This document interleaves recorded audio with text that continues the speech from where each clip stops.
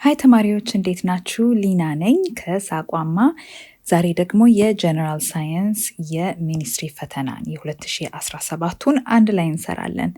እንግዲህ ሳቋማን በቴሌግራም በዩቲዩብ እና በዌብሳይታችን መከታተል እንዳትረሱ። የመጀመሪያው ጥያቄ conventional science relies on the understandings of one of the following knowledge types ይለናል።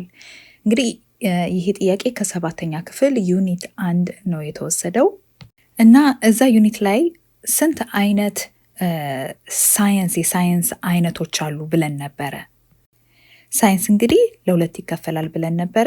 ኢንዲጂነስ ወይም በአማርኛ ባህላዊ የምንለው እናም ደግሞ ኮንቨንሽናል እንግዲህ በብዛት በምዕራባውያን የሳይንስ አስተሳሰብ ላይ የተመሰረተ ነው እና ኢንዲጂነስ ሳይንስ የምንለው እንግዲህ ይሄ እውቀት ከባህል ከአንድ ትውልድ ወደ ሌላው እየተዋረሰ የመጣ ሲሆን ሶሻል፣ ፊዚካል እና ስፒሪቹዋል ኖሌጅን ያካትታል። ማለትም ህብረተሰባዊ፣ አካላዊ እና ይሄ እምነታዊ የሆኑ እውቀቶችን ያካትታል ማለት ነው። ኮንቨንሽናል የምንለው የሳይንስ አይነት ግን የተመረኮዘው ምን ላይ ነው? on laws established through the scientific method እንግዲህ የሳይንሳዊ ህጎች ላይ ነው የተመረኮዘው እና እነዛ ህጎች ደግሞ በምንድን ነው የተገኙት? ሳይንቲፊክ ሜተድ የምንለው የእውቀት አገናኘት ዘዴ ነው አይደለ? ለምሳሌ እንደተማራችሁት ኦብዘርቭ እናደርጋለን፣ ሃይፖቴሲስ እናወጣለን፣ መላምትና እናመነጫለን። ከዛም በኋላ ደግሞ የተለያዩ ኤክስፔሪመንቶችን ሙከራዎችን አድርገን እውቀትን እንገነባለን ማለት ነው እና እዛ ላይ የተመረኮዘው ነው ኮንቨንሽናል የሚባለው። እንዳልኳችሁ ይሄ በብዛት ይሄ አስተሳሰብ የተመረኮዘው የምዕራባውያን ግኝት ላይ ተመርኩዞ ነው እና ከነዚህ ምርጫዎች መካከል ሶሻል፣ ስፒሪቹዋል፣ ፊዚካል፣ ሳይንቲፊክ ከሚሉት መካከል የሚያስኬደን ይሄኛው ነው። ቢሆንም ግን ማለት አጠያየቁ ትንሽ የሚያወናብድ አይነት ነው። ግን ከተሰጡን ምርጫዎች አንጻር ይሄ የተሻለ ነው። ሁለተኛው ጥያቄ which one of the following characteristics describes a chemical change ይለናል። እንግዲህ ለውጦች ወይም ቼንጆች በስንት ይከፈላሉ ብለን ነበረ ግሬድ 7 ዩኒት 2 ላይ ኬሚካል ቼንጅ እና ፊዚካል ቼንጅ አይደል? እንግዲህ ፊዚካል ቼንጅ የምንለው ለውጡ ወደኋላ ሊመለስ የሚችልበት እንደገና ደግሞ ለውጡ የሚለወጠውን አካል ኬሚካላዊ መዋቅሩን አይቀይረውም። ለምሳሌ በረዶ ሲቀልጥ አይደል?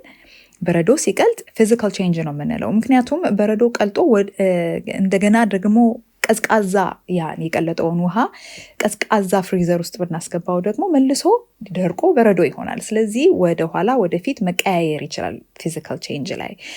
እንደገና ደግሞ እንትኑን ምንድነው ፊዚካል ምንድነው ኮምፖዚሽኑን አይቀይርም። ለምሳሌ ስኳር ማሟሟት ይሆናል ውሃ ውስጥ አይደል? አሁን እኔ ስኳሩን አሟሙቼ እንዴት አገኘዋለሁ ስኳሩን መልሼም ልትሉ ትችላላችሁ። ግን ይሄም ፊዚካል ቼንጅ ነው። ምክንያቱም የሟሟውን ውሃ ውስጥ የነበረውን ስኳር ሚክስቸሩን ማለት ነው ውጪ ወስዳችሁ ውሃው እንዲተን ካደረጋችሁ ለብዙ ጊዜ ካሰጣችሁት ውሃውን ማለት ነው ስኳር ያለበትን ውሃው ይተንና ስኳሩ ይቀራል እና በዛ ሰዓት ምንድነው ይሄ ፊዚካል ቼንጅ ነው። ወደኋላም ወደፊት መቀያየር ይችላል ማለት ነው። ነገር ግን ኬሚካል ቼንጅ ምን ማለት ነው? ኬሚካል ቼንጅ ማለት ተመልሰን ያንን ነገር ልናገኘው አንችልም። ለምሳሌ ወረቀት ብናቃጥል የተቃጠለውን መልሰን ልንመልሰው አንችልም። እንደውም የሚቀረን ነገር ምንድነው? ምን አይነት ነገር ነው የሚቀረን? አለ አይደለ? ወይ አመድ ሊሆን ይችላል አይደለ? ከወረቀት ሙሉ በሙሉ የተለየ ነገር። ስለዚህ ኬሚካል እና ፊዚካል ቼንጅ ይህንን ይመስላሉ። ስለዚህ ጥያቄው የሚጠይቀን ምንድነው? ኬሚካል ቼንጅ የትኛውን ነው የሚያካትተው ነው የሚለን። አሁን ይሄ no new substances formed ይለናል እዚህ ጋር። no new substances formed physical change ነው አይደለ? ኬሚካል ቼንጅ ላይ አዲስ ነገር አመድ ለምሳሌ ይፈጠራል። በፊት አይተነው የማናውቀው ነገር ማለት ነው። ማለትም ከዚህ ሪአክሽን በፊት ያልነበረ ነገር ይፈጠራል። ስለዚህ ይሄ መልስ አይሆንም። B the change is easily reversed ኢዚሊ ሪቨርሲብል ነው እንዴ? ማለትም በቀላሉ ከበረዶ ወደ ውሃ፣ ከውሃ ወደ በረዶ ወይም ከእንፋሎት ወደ ውሃ እንደዚህ አይነት ነገር ልንቀይረው እንችላለን? ኬሚካል ቼንጅ ላይ አንችልም፣ በፍጹም አንችልም። ስለዚህ ቢም መልስ አይሆንም። ሲ ደግሞ it is accompanied by energy changes ይለናል። የኤነርጂ ለውጥ ያለው ምንድን ነው? ኬሚካል ቼንጅ። ለምሳሌ አሁን እንዳልኳችሁ አንድን ነገር ስታቀጣጥሉ ምንድን ነው እያደረጋችሁ ያላችሁት? ለምሳሌ አንድን ነገር ስታቃጥሉ ሂት እየሰጣችሁት ነው አይደለ? ስለዚህ ኤነርጂ ቼንጅ እየተፈጠረ ነው። ወይም ደግሞ ፎቶሲንተሲስ ማለት ነው ማለት ነው። ፎቶሲንተሲስ ማለት አትክልቶች ምን እያደረጉ ነው? ምግብ የሚሰሩበት ፕሮሰስ ነው አይደል? ፎቶሲንተሲስ ላይ ምንድን ነው? ኤነርጂ ቼንጅ አለ እንዴ? አዎ። ምን እየተደረገ ነው? አትክልቶች ብርሃንን እየሳቡ ነው። ስለዚህ የኤነርጂ ልውውጥ ይካሄዳል። ስለዚህ ይሄም ኬሚካል ቼንጅ ነው። ፎቶሲንተሲስ ኬሚካል ቼንጅ ነው። እንደገናም ደግሞ ምንድን ነው ሌላ ኬሚካል ቼንጅ? በርኒንግ ኬሚካል ቼንጅ ነው። ስለዚህ እነዚህ ላይ ለምሳሌ ምንድን ነው ኤነርጂ ቼንጆች ይገኛሉ። ስለዚህ ትክክለኛው መልስ ይሄ ነው ማለት ነው። ዲ ደግሞ the composition of substance is not altered። ይሄ የፊዚካል ቼንጅ ላይ የምናየው ነው። የእንትኑ መዋቅሩ አልተቀየረም፣ የሰብስታንሱ የንጥረ ነገሩ ያ ፊዚካል ቼንጅ ነው። ስለዚህ ይሄም መልስ አይሆንም ማለት ነው። ዲ መልስ አይሆንም። ከዚህ መልሳችን ሲ ነው። ሶስተኛው ጥያቄ which one of the following is a metallic element ይለናል። እንግዲህ ኤሌመንቶች ለስንት ይከፈላሉ? ለሁለት አይደለ? ሜታል እና ነን ሜታል። ስለዚህ ነን ሜታል የምንላቸው እነማንን ነው? ሻይኒ የሆኑትን አይደለ? ሻይኒ የምንለው ማብለጭለጭ አይደል? ብረታማ ነገሮች ያብለጨልጫሉ። እንደገና ጉድ ኮንዳክተርስ ናቸው። ኤሌክትሪሲቲ እና ምንድነው ሙቀትን ያስተላልፋሉ። ለምሳሌ ሻያችሁን በማንኪያ ስታማስሉ ማንኪያው ከሻዩ ሙቀቱን ወስዶ ማንኪያው ራሱ ይግላል አይደለ? ስለዚህ ጉድ ኮንዳክተሮች ናቸው ሜታሎች፣ ብረታማ ነገሮች። እንደገና ሃይ ደንሲቲ እና ሃይ ሜልቲንግ ፖይንት አላቸው አይደል? የታጨቁ ነው የሚመስሉት። እንደገናም ደግሞ እናቀልጣቸው ብንል ደግሞ በጣም ከፍተኛ ሙቀት ይጠይቃሉ። ከዛ ደግሞ ማሌብል ናቸው። ማሌብል ማለት ምን ማለት ነው? ወደ ፈለግነው ሼፕ አላደል ጠፍጣፋ ሼፕ ለመለወጥ ይችላሉ። ለዛም ነው ብረቶች ሳንቲም መስራት የሚችሉት። እንደገና ደግሞ ደክታይል ናቸው። ደክታይል ማለት ሽቦ መሆን ይችላሉ። ለዛ ነው ሽቦዎች በጠቅላላ በብረት የተሰሩት። ብዙ ጊዜ ሽቦ ስናይ በብረት ነው የተሰራው። እንደገና ደግሞ ሶሊድ ናቸው አይደል? ጠጣር ናቸው። ኤክሰፕት ሜርኩሪ ኤችጂ ብለን የምንጽፈው እንትኑ እሱ ፈሳሽ ሊሆን ይችላል። ሌላው ግን ሩም ቴምፕሬቸር ላይ ምንድን ነው? ሶሊድ ነው፣ ጠጣር ነው። ሜታል። ስለዚህ እነዚህን የያዘ ከእነዚህ መሃል የትኛው ነው? ኤ ጎልድ አይደለ? ጎልድ ወርቅ ሜታል ነው። በዚህ አጋጣሚ ስለ ነን ሜታሎች ስናይ ጋዝ ሊሆኑ ይችላሉ፣ ሶሊድ ሊሆኑ ይችላሉ። ሊኩዊድም የሆነ ብሮሚን የሚባል ነን ሜታል አለ። እንደገና ደግሞ ሻይኒ አይደሉም፣ እንደ ሜታል ዳል ናቸው አለ አይደል? አያብለጨልጩም። የሆነ ዝም ያለ ቀለም ነው የሚይዙት። እና ደግሞ ነን ኮንዳክተሮች ናቸው አይደል? ኤሌክትሪሲቲ እና ምንድነው ሙቀትን በቀላሉ አያስተላልፉም። ሎወር ቦይሊንግ ፖይንት እና ሜልቲንግ ፖይንት አላቸው። ማለትም ቶሎ ይቀልጣሉ፣ ቶሎ ይፈላሉ። እናም ደግሞ ብሪትል ናቸው። ብሪትል ማለት የማሊየብል ተቃራኒ ነው። ብሪትል ማለት የሆነ ፍርክስ የሚል ነገር፣ ሼፑን ልቀይረው ብትሉ የሆነ ፍርክስክስ የሚል ባህሪ ያለው። ስለዚህ ጸባያቸው ብዙ ጊዜ ነን ሜታሎች የሜታሎችን ተቃራኒ አድርገው ነው የሚይዙት ማለት ነው ጸባያቸው። ስለዚህ ለዚህ ጥያቄ መልሳችን ኤ ጎልድ ነው። አራተኛ ጥያቄ which one of the following is not correct in the naming ብንለው in the naming of binary compounds consisting of a metal and a non-metal። እንግዲህ ስም ስናወጣ ለባይናሪ ኮምፓውንዶች ምንድን ነው የምናደርገው? ባይናሪ ኮምፓውንድ ማለት ሁለት ኤሌመንቶችን የያዙ ኮምፓውንዶችን ነው ባይናሪ የምንላቸው። ለምሳሌ ሜታል እና ነን ሜታልን የያዙ ለምሳሌ ይህንን እንውሰድ። ሶዲየም ክሎራይድ ጨው ማለት ነው፣ በተለምዶ የምንበላው ጨው ማለት ነው። እና ይሄ ሶዲየም ክሎራይድ ባይናሪ ኮምፓውንድ ነው። ሜታል ማለትም ሶዲየም እና ደግሞ ክሎሪንን ይዟል። ሶዲየም እና ክሎሪን ነን ሜታሉ ነው፣ ሶዲየም ደግሞ ሜታሉ ነው። ስለዚህ አሁን ምን ብለን ነው የምንጠራው ይህንን ነገር? ሶዲየም ክሎራይድ አይደል? ሶዲየም ክሎራይድ ብለን ነው የምንጠራው። አሁን እስቲ ምርጫዎቹን እኒ the metal is named by its elemental name አይደል? ይሄ ሶዲየም ሜታሉ ነው እና ሶዲየም በኤሌመንት ስሙ ነው የሚጠራው። ሌላ ስሙ ሶዲየማ ወይም ሶዲየሙ ብለን ሌላ ነገር ስያሜ አንሰጠውም አይደል? ኮምፓውንዱም ላይ ባይናሪ ኮምፓውንዱም ላይ ሶዲየም ስሙን ይዞ ይቀጥላል። ስለዚህ ይሄ ኮሬክት ነው። እኛ ደግሞ ኮሬክት ያልሆነውን ነው እንድንመርጥ የተጠየቅ ነው። ስለዚህ ይሄ መልስ አይደለም ማለት ነው ትክክል ስለሆነ። ቢ the non-metallic element is written before the metallic element አይደል? እዚህ ላይ ሶዲየም ክሎራይድ ላይ መጀመሪያ የምንጽፈው የትኛው ነው? ሜታሉን ወይስ ነን ሜታሉን? መጀመሪያ የምንጽፈው ሜታሉን ነው አይደለ? ስለዚህ ይሄ ትክክል አይደለም። It's not correct. The non-metallic element is written before ነው ያለን። ደግሞ ግን written after ነው መሆን ያለበት። ስለዚህ ይሄ ትክክል ስላልሆነ መልስ ይሆነናል ማለት ነው። ሌሎቹንም ምርጫዎች እንያቸው። C the last letters of the non-metallic element are replaced by the suffix IDE ይለናል። ማለትም ማለቂያው ቅጥያ IDE ነው። የነን ሜታሊኩ አይደል? ይሄ ክሎሪን ነው የሚባለው አይደለ? ይሄ ኤሌመንት ነገር ግን ኮምፓውንድ ውስጥ ባይናሪ ኮምፓውንድ ውስጥ ሲገባ ስሙ ክሎራይድ ይባላል። ሰፊክሱ ወይም ደግሞ ማለቂያ ቅጥያው IDE ይሆናል። እዚህ ጋር እንደምታዩት IDE። ስለዚህ ይሄም ትክክለኛ መልስ ስለሆነ ለኛ መልስ አይሆንም ማለት ነው። ማለትም ትክክል ስለሆነ መልስ አይሆንም። የምንፈልገው ኖት ኮሬክት የሆነው ነው። ወደ ዲ ስንመጣ metallic elements with two valence numbers are differentiated by writing their valence with a Roman number in a bracket ይለናል። እንግዲህ ስለ ቫለንስ ተምረን ነበር አይደለ? ቫለንስ የምንለው አንድ ኤሌመንት አንድ አተም ስቴብል ለመሆን ምን ያህል ኤሌክትሮኖችን ጌን ማድረግ አለበት መውሰድ አለበት ወይም ደግሞ ምን ያህል ኤሌክትሮኖችን ማጣት አለበት የሚለውን የሚገልጽልን ነው።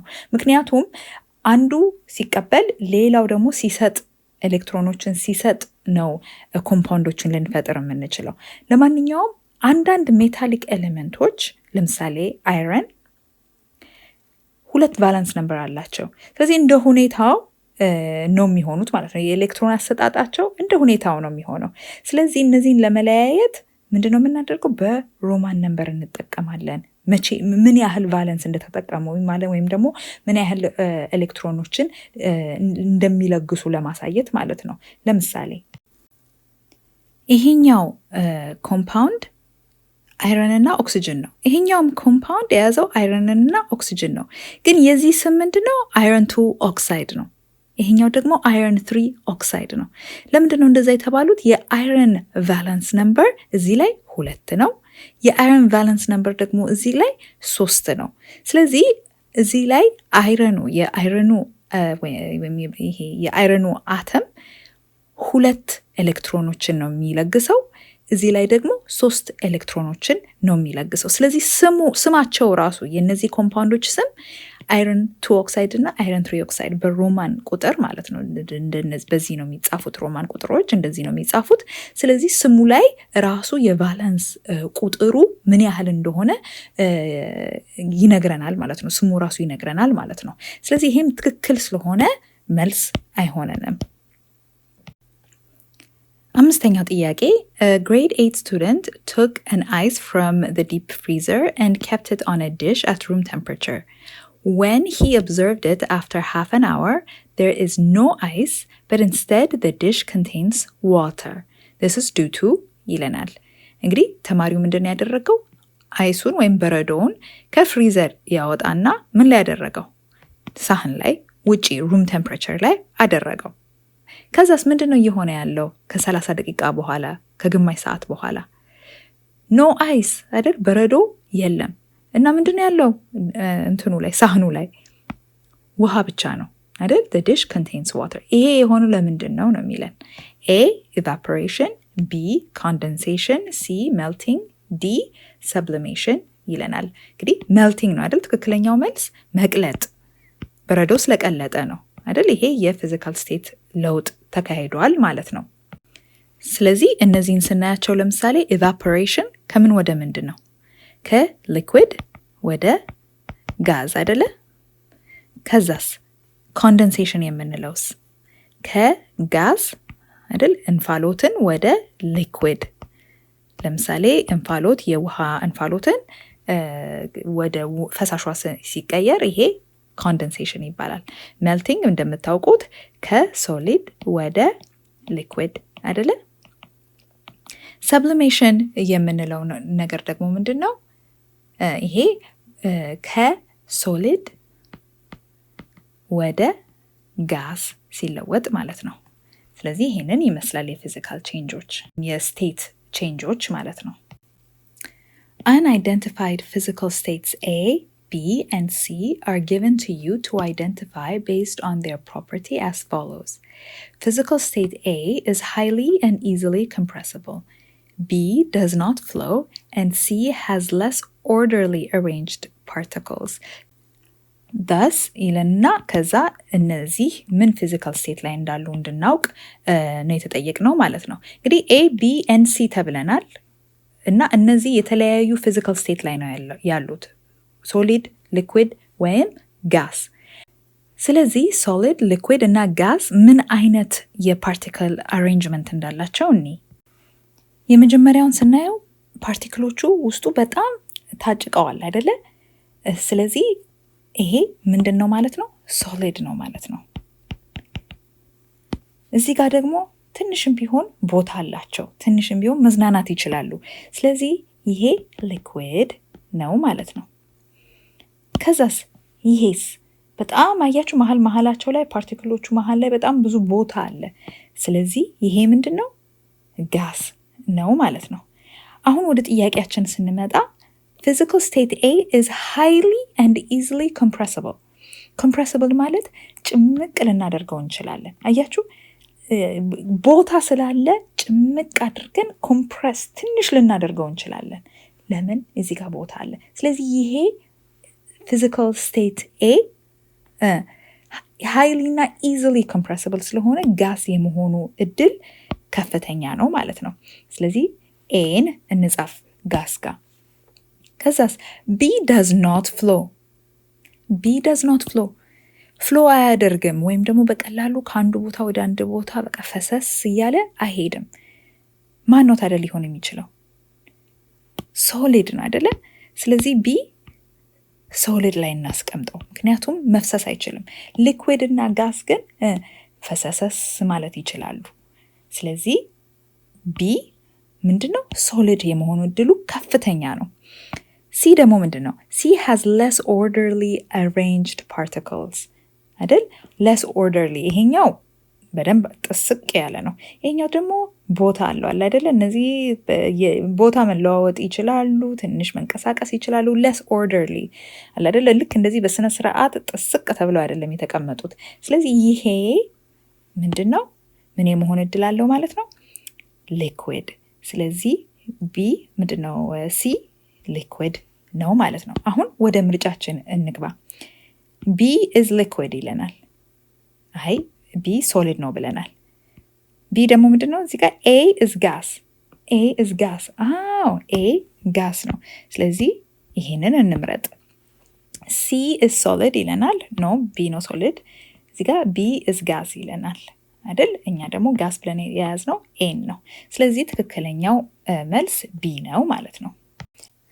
ሰባተኛው ጥያቄ which of the following pure substances is correctly categorized as element or compound ይለናል።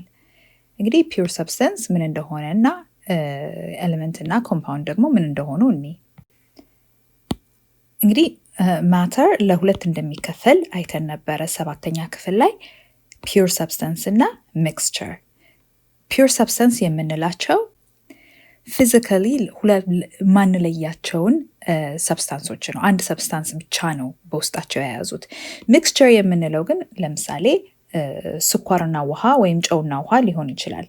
ሁለት ወይም ከዛ በላይ ፒውር ሰብስታንሶችን የያዙ ማለት ነው። ለምሳሌ ውሃ እና ጨው እና ስኳር አንድ ላይ ብናደርግ ሚክስቸር ይሆናል። ፒውር ሰብስታንስ ግን የምንለው አንድ ነገር ብቻ አንድ ሰብስታንስን ብቻ የያዘ እና እኛ ፊዚካሊ ቤት ውስጥ በቀላሉ ማለያየት የማንችለው ነገር ነው። ለምሳሌ ኮምፓውንዶች እና ኤሌመንቶች እና ኮምፓውንዶች እንበል። ኤሌመንቶችን እናስቀድም። ኤሌመንቶች የምንላቸው ያው ፒሪዮዲክ ቴብል ላይ የምናውቃቸውን ኤሌመንቶችን ነው። ማለትም ከአንድ አይነት አተም ብቻ የተሰሩ እና ከዛ በታች ደግሞ ልናለያያቸው የማንችላቸው ናቸው። ሁለት እና ከዛ በላይ ደግሞ ኤሌመንቶች አንድ ላይ ሲሆኑ ኮምፓውንድን ይሰጡናል። ስለዚህ ኤሌመንቶች እና ኮምፓውንዶች ፒውር ሰብስታንስ ይባላሉ። ሚክስቸሮች ደግሞ ኮምፓውንዶችን ኤሌመንቶችን አንድ ላይ በማድረግ ለማለያየት ደግሞ ቀለል ያሉ ናቸው። ፊዚካል ኮምቢኔሽን የማዋሃድ ሂደቱ ያን ያህል ሰብስታንሶቹን ኬሚካሊ ስለማይለውጣቸው ማለት ነው። ስለዚህ ይህንን ለመከለስ ያህል ነው። አሁን የተጠየቅነው ምንድን ነው? which of the following pure substances is correctly categorized as element or compound? እና እስቲ የመጀመሪያውን እንየው። ሹገር ይለናል። ሹገር ኤሌመንት ነው? ፒሪዮዲክ ቴብል ላይ ኤሌመንቱ ሹገር የተባለ ኤሌመንት አለ? የለም። ስለዚህ ሹገር ኤሌመንት አይደለም፣ ኮምፓውንድ ነው። ቢስ ዋተር ኤሌመንት ነው? አይደለም። ዋተር ከሃይድሮጅን እና ከኦክሲጅን ኤሌመንቶች የተሰራ ኮምፓውንድ ነው። ስለዚህ ይሄም ትክክል አይደለም፣ ዋተር ኤሌመንት አይደለም። ሲ ናይትሮጅን ኤሌመንት ነው? አዎ ናይትሮጅን ኤሌመንት ነው። ፒሪዮዲክ ቴብል ላይ የምናየው ኤሌመንት ነው። ስለዚህ ይሄ ትክክል ነው ማለት ነው። ዲስ ማግኔዥየም ኮምፓውንድ ነው? አይደለም። ማግኔዥየም ምንድን ነው? ኤሌመንት ነው። ስለዚህ ይሄም ልክ አይደለም። ስለዚህ መልሳችን ሲ ነው ማለት ነው። እሺ አሁን ደግሞ ወደ 8ኛው ጥያቄ እንምጣ። After balancing the following chemical equation by inspection method, the coefficient of oxygen is ይለናል። እንግዲህ እዚህ ጋር አንድ ኮምፓውንድ አለን። ከኦክሲጅን ጋር ሪያክት ሲያደርግ የሚሰጠን ካርቦን ዳይኦክሳይድ እና ውሃ ነው እና ምንድነው አሁን ባላንስ ነው ማድረግ ያለብን። ማለትም ሪያክታንት ሳይድ ላይ ያሉት የእያንዳንዱ አተም ቁጥር እና በፕሮዳክት ሳይድ ያሉት የእያንዳንዱ አተም አይነት ቁጥር እኩል መሆን አለበት። አሁን ለምሳሌ ይህንን እኔ በዚህ በኩል በሪያክታንት ሳይድ ስንት ካርበን አለን? 2 ካርበን አለን። በዚህ ስንት ካርበን አለን? 1 ብቻ። ስለዚህ በኢንስፔክሽን ሜተድ ስለሆነ የሙከራ ስለሆነ እዚህ ጋር 2 አድርገን እንደሚሰራ እኔ እዚህ ጋር ስንት ካርበኖች አሉ? 2። እዚህ ጋር 2። እሺ ጥሩ። እዚህ ጋር ደግሞ እንምጣ። ስንት ሃይድሮጅኖች አሉን? ስንት የሃይድሮጅን አተሞች አሉን? 6 አይደለ? እዚህ ጋር 6 የሃይድሮጅን አተሞች ስላሉ እዚህ ጋር ደግሞ 2 ብቻ ስላሉ ይሄን ጋር እዚህ ጋር 3 ብናደርግ እዚህ ጋር 6 ሆነልን ማለት ነው። አሁን ደግሞ ኦክሲጅናችንን እንይ። እዚህ ጋር ስንት ኦክሲጅኖች አሉ? 2 ጊዜ 2 4 አይደል? እዚህ ጋር 4 ኦክሲጅኖች አሉ። እዚህ ጋር ስንት ኦክሲጅኖች አሉ? 3 ኦክሲጅኖች አሉ። ስለዚህ በጠቅላላ ስንት አለን ማለት ነው? 7 ኦክሲጅኖች አሉን ማለት ነው። አሁን ወደ ሪያክታንት ሳይድ ስንመጣ እዚህ ጋር 2 ኦክሲጅኖች አሉን አይደለ? እሺ እዚህ ጋር 2 ስላሉን 7 ለመሆን ምን ያህል ቀረን? 5 ቀረን አይደለ? 7 ለመሆን 5 ቀረን። አሁን እቺን 5 ለማድረግ ምን ማድረግ አለብን? እዚህ ጋር 2 ስላለ በኮፊሸንቷን 5/2 ብናደርግስ? እቺኛዋን ኮፊሸንቷን 5/2 ብናደርግ ምን እናደርጋለን? እዚህ ጋር 5/2። አሁን እዚህ ጋር 5/2 ጊዜ 2 ይሆንልናል አይደለ? እዚህ ጋር 2 ስላለች። ስለዚህ እንደዚህ ቢሆን 5/2 ብናደርጋት ኮፊሸንቷን ይሄ በዚህ ጣፋና በዚህም 7 ሃይድሮጅን ምንድነው ኦክሲጅን ይኖረናል። በዚህም 7 ሃይድሮጅን ምንድነው ይቅርታ ኦክሲጅን ይኖረናል። በዚህም 7 ኦክሲጅን በዚህም 7 ኦክሲጅን ይሆንልናል ማለት ነው። ስለዚህ አሁን አፕዴት እናድርገውና እነዚህን እንጻፋቸው። አሁን ያስተካከልናቸውን ቁጥሮች ኮኤፊሽንቶች አያችሁ። አሁን 2 ካርበን 6 ሃይድሮጅን 3 ጊዜ 2 6 ሃይድሮጅን። ኦክሲጅናችን ደግሞ እዚህ ጋር 2 አለ፣ እዚህ ጋር 5 ጊዜ 2 ሲባዛ በ2 5 አለ። 2 እና 5 አንድ ላይ 7። እዚህ ጋር 2 ጊዜ 2 4፣ ከዛ 4 ሲደመር 3 7። ስለዚህ ባላንስ ሆነዋል።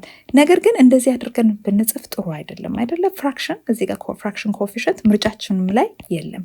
ስለዚህ ሁሉንም በ2 እናበዛለን ማለት ነው። ሁሉንም በ2 እናብዛ። በዚህ ጊዜ ስንት ይሆናል? 2 አይደል? C2H6O2። ይሄኛው ደግሞ በ2 ሲባዛ ምን ይሆናል? 5O2። ይሄኛው በ2 ሲባዛ 4CO2 ፕላስ ይሄኛው 6H2O ይሆናል ማለት ነው። ስለዚህ እዚህ ላይ የማንን ኮኤፊሽንት ነው የተጠየቅነው? the coefficient of oxygen አይደለ? ስለዚህ 5 ነው የኦክሲጅን ኮኤፊሽንት። ስለዚህ መልሳችን ምን ይሆናል? C ይሆናል ማለት ነው። 9ኛው ጥያቄ After learning the physical properties of metals and nonmetals in a class, your teacher gave you an unknown element to be identified. Then, which of the following distinguishing properties will help you categorize it as metal or non-metal? ይለናል። እንግዲህ ቅድም እንዳየነው ሜታሎችና ነን ሜታሎች የተለያዩ ጸባዮችን ይዘዋል እና የትኛው ሜታል እንደሆነና የትኛው ነን ሜታል እንደሆነ በምን ማወቅ እንችላለን ነው። A observation አይደል? በማየት ለምሳሌ ሻይኒ ነው ወይስ ዳል ነው? ያብለጨልጫል ወይስ ዝም ያለ ከለር ነው ያለው? ምንድነው ኮንዳክት ያደርጋል ኤሌክትሪሲቲ ወይስ ኮንዳክት አያደርግም? ኤሌክትሪሲቲ ያስተላልፋል ወይም ሙቀት ያስተላልፋል ወይስ አያስተላልፍም የሚለውን እያየን ማለት ነው። ስለዚህ ኦብዘርቬሽን የተሻለ መልስ ይመስላል። ቢ ሳይዝ እንግዲህ የአንድ ነገር ሳይዝ ሜታል ይሁን ነን ሜታል ይሁን እንዴት ሊነግረን ይችላል? ማለት ሳይዙ ሊነግረን አይችልም። በትልቁም በትንሹም ሊመጣ ይችላል። ሲ ቴስቲንግ ማለት መቅመስ። በፍጹም መቅመስ የለብንም አይደል? ማንኛውንም ነገር አፋችን ውስጥ ከተን ምን እንደሆነ አይደንቲፋይ ማድረግ፣ በተለይ ምግብ ነክ ያልሆነን ነገር አፋችን ውስጥ መክተት ጥሩ አይደለም፣ አደጋ ላይ ይጥላል። ስለዚህ ይሄም አይሆንም፣ ሁለቱም አይሆኑም። ዲ ደንሲቲ ይላል። እንግዲህ ደንሲቲውን አይተን በመጀመሪያ ደረጃ ደንሲቲን እፍጋት የሚባለውን ማለት ነው በአይናችን አይተን በቀላሉ ላናቅ እንችላለን አይደለ? ኦብዘርቭ አስተማሪያችን ይው ብሎን በአይናችን የትኛው ደንስ እንደሆነ የትኛው ደንስ እንዳልሆነ ላናቅ እንችላለን። ያው በእጃችን ነክተን ለክተን ማስ ኦቨር ቮሊዩም አድርገን መገመት እንችል ይሆናል። ነገር ግን በዴንሲቲው ብቻ ላናቅም እንችላለን። ያው ጀነራሊ ነን ሜታሎች ለስ ደንስ ናቸው ከሜታሎች ይልቅ። ነገር ግን ይሄ አስተማማኝ የሆነና ለብቻው ልንጠቀምበት እናም ደግሞ ክፍል ውስጥ ሌሎቹን ነገሮች ሁሉ ሳንጠቀም ሌሎች ካራክተሪስቲኮችን ሳናይ ዝም ብለን በዴንሲቲ መተማመን አንችልም። ስለዚህ ይሄንን ውድቅ እናደርግና ኤ ኦብዘርቬሽን እናደርገዋለን መልሱን። 10ኛው ጥያቄ Suppose you are given sulfur powder and iron filing mixtures to be separated. Select the best technique that you are going to use for the separation. ይለናል። እንግዲህ ሰልፈር ፓውደር አለን። እንደገና ደግሞ ይሄ አይረን ፋይሊንግ የምንለው ይሄ ፍቅፋቂ የብረት ፍቅፋቂ ማለት ነው። ስለዚህ እነዚህን ለማለያየት ምን እናደርጋለን? በመጀመሪያ አይረን ፋይሊንግ ምንድን ነው? ማግኔቲክ ነው አይደለን? ስለዚህ ማግኔት ብንጠቀም ማግኔቱ አይረን ፋይሊንጉን ይሄ የብረት ፍቅፋቂውን ብድግ አድርጎ ያነሳልናል። ስለዚህ የተሻለ የሚሆነው ይሄ ማግኔቲክ ሰፐሬሽን ነው። አሁን ግን ሌሎቹንም ኤቫፖሬሽን ምን ላይ ነው የምንጠቀምበት? ኤቫፖሬሽንን የምንጠቀመው ሶሉብል የሆነ ሶሊድ እና ሊኩዊድ ሶሉሽን አንድ ላይ ሲሆኑ፣ ለምሳሌ ሶሉብል ሶሊድ የምንለው ለምሳሌ ጨው፣ ለምሳሌ ስኳር አይደል? ሙሉ ለሙሉ የሚሟሟን ማለት ነው። እና ያንን ውሃ ውስጥ ሊኩዊድ ሶሉሽን ውስጥ ስንከተው ኤቫፖሬሽንን በመጠቀም ልናለያያቸው እንችላለን። ማለትም እንዲተን ይሄ ውሃው እንዲተን ካደረግን ሶሊድ የሆነው ቅድም ማምቶ የነበረው ንጥረ ነገር ጨው ሊሆን ይችላል ከስር ይቀርልናል ማለት ነው። ውሃው ተኖ ሄዶ። ስለዚህ ያ ኢቫፖሬሽን ይባላል። ዲስቲሌሽን የምንለው ደግሞ two miscible liquids that boil without decomposing አይደል? እነማን ናቸው miscible liquids የምንላቸው? አንድ ላይ ሲሆኑ እነዚህ ፈሳሾች ምንም አይለያዩም። ለምሳሌ ዘይትና ውሃ miscible liquids ናቸው አይደሉም። ምክንያቱም አንዱ የቱ ጋር እንዳለ እናየዋለን አይደለ? አንድ ላይ በደንብ አይዋሃዱም። ግን miscible liquids ለምሳሌ አልኮልና ውሃ ሊሆን ይችላል። አልኮልና ውሃ አንድ ላይ ሲሆኑ የቱ ጋር እንደሆነ አናቅም፣ በደንብ አድርገው ይዋሃዳሉ። ስለዚህ እነዚህ ሁለት miscible liquids እና that boil without decomposing ማለት ዲስቲሌሽን መፍላትን ስለሚያካትት ሁለቱም ሊኩዊዶች ሲፈሉ ዲኮምፖዝ የማያደርጉ የማይፈርሱ ንጥረ ነገራቸውን የማይቀይሩ መሆን ይኖርባቸዋል ማለት ነው። ሌላ ደግሞ have a large difference between their boiling points የሚፈሉት በተለያየ የሙቀት መጠን ላይ እነዛ ሙቀት መጠኖች ደግሞ በጣም የተለያዩ መሆን አለባቸው። ለዛም ነው ዲስቲሌሽን ለምሳሌ አረቄ ሲጣል ዲስቲሌሽንን የምንጠቀመው። ምክንያቱም አልኮል ቶሎ ይፈላል። ወደ 78 ዲግሪ አካባቢ ላይ ይፈላል አልኮል። ውሃ ግን ወደ 100 ዲግሪ ሴንቲግሬድ ላይ ነው። 100 ዲግሪ ሴንቲግሬድ ላይ ስለሚፈላ ቀድሞ የሚፈላው የትኛው ነው? አልኮሉ ይፈላል። አልኮሉ ፈልቶ ይተናል። ስለዚህ የተነነውን እንደገና ኮንደንስ አድርገን ስናለያየው ከውሃው ጋር ይሄ ዲስቲሌሽን ይባላል ማለት ነው። ከዛስ ዲ sedimentation አለ። sedimentation and decantation sedimentation and decantation የምንለው ሶሊድ እና ሊኩዊድ አንድ ላይ insoluble የሆነ insoluble ሶሊድ እና ሊኩዊድ አንድ ላይ ሲሆን ማለት ነው። ለምሳሌ የማይሟሟ ማለት ነው insoluble liquid insoluble solid። ለምሳሌ አሸዋና ውሃ አንድ ላይ አድርገን ከሆነ አንድ ላይ ስንበጠብጠው አሸዋው ውሃው ውስጥ አይሟሟም። ነገር ግን ቁጭ ብናደርገው ምን ይሆናል? ይዘግጣል አይደል? ሶሊዱ አሸዋው ይዘግጣል ወደታች። ስለዚህ ቀስ ብለን ውሃውን ማቅረር እንችላለን። ዲካንቴሽን የምንለው እሱን ነው። ስለዚህ ውሃውን ቀስ ብለን እናፈስና ከስር የዘቀጠው አሸዋ ይቀራል። ይሄንን ደግሞ ምን ላይ እንጠቀምበታለን? ለምሳሌ ቡና ስናፈላም እንጠቀምበታለን። ምክንያቱም የቡናው ዱቄት የምንጠጣው ቡና ውስጥ አለ አይደለ? ሲኒ ውስጥ ሲገባ እንዳያስቸግረን እናሰክነዋለን አይደለ? ቁጭ እናደርገዋለን ጀበናውን። ስለዚህ በዛ ሰዓት የቡናው ኢንሶሉብል የሆነው የቡናው ፓውደር የቡናው ዱቄት ወደ ታች ይዘግጣል። ከዛ ውሃውን ይሄ ሊኩዊድ የሆነውን ፓርት በዲካንቴሽን አላል ቅር አድርገን እናወጣዋለን ማለት ነው። 11ኛው ጥያቄ which one of the following is the correct balanced chemical equation for the reaction between carbon and oxygen to produce carbon dioxide ይለናል። እንግዲህ ባላንስድ ሆነ ማለት በሪያክታንት ሳይድ እና በፕሮዳክት ሳይድ የአተሞቹ ቁጥር እኩል ከሆኑ ማለት ነው። የእያንዳንዱ ኤሌመንት አተም ቁጥር እኩል ከሆነ ለምሳሌ ኤን ስናይ እዚህ ጋር 2 ካርበን አለ፣ እዚህ ጋር 2 ካርበን አለ። ጥሩ። ኦክሲጅኑን ደግሞ እዚህ ጋር 2 ኦክሲጅን አለ፣ እዚህ ጋር ግን 2 ጊዜ 2 4 ኦክሲጅን አለ። ስለዚህ ይሄ ባላንስድ ሆኗል? አልሆነም። ቢን እዚህ ጋር 2 ካርበን፣ እዚህ ጋር 1 ካርበን ብቻ። ስለዚህ ይሄም ባላንስድ አይደለም ማለት ነው። ሲን እዚህ ጋር 1 ካርበን፣ እዚህ ጋር 1 ካርበን፣ እዚህ ጋር 2 ኦክሲጅን፣ እዚህ ጋር 2 ኦክሲጅን። ከዛ የተባልነው ደግሞ ካርበን ዳይኦክሳይድ ነው።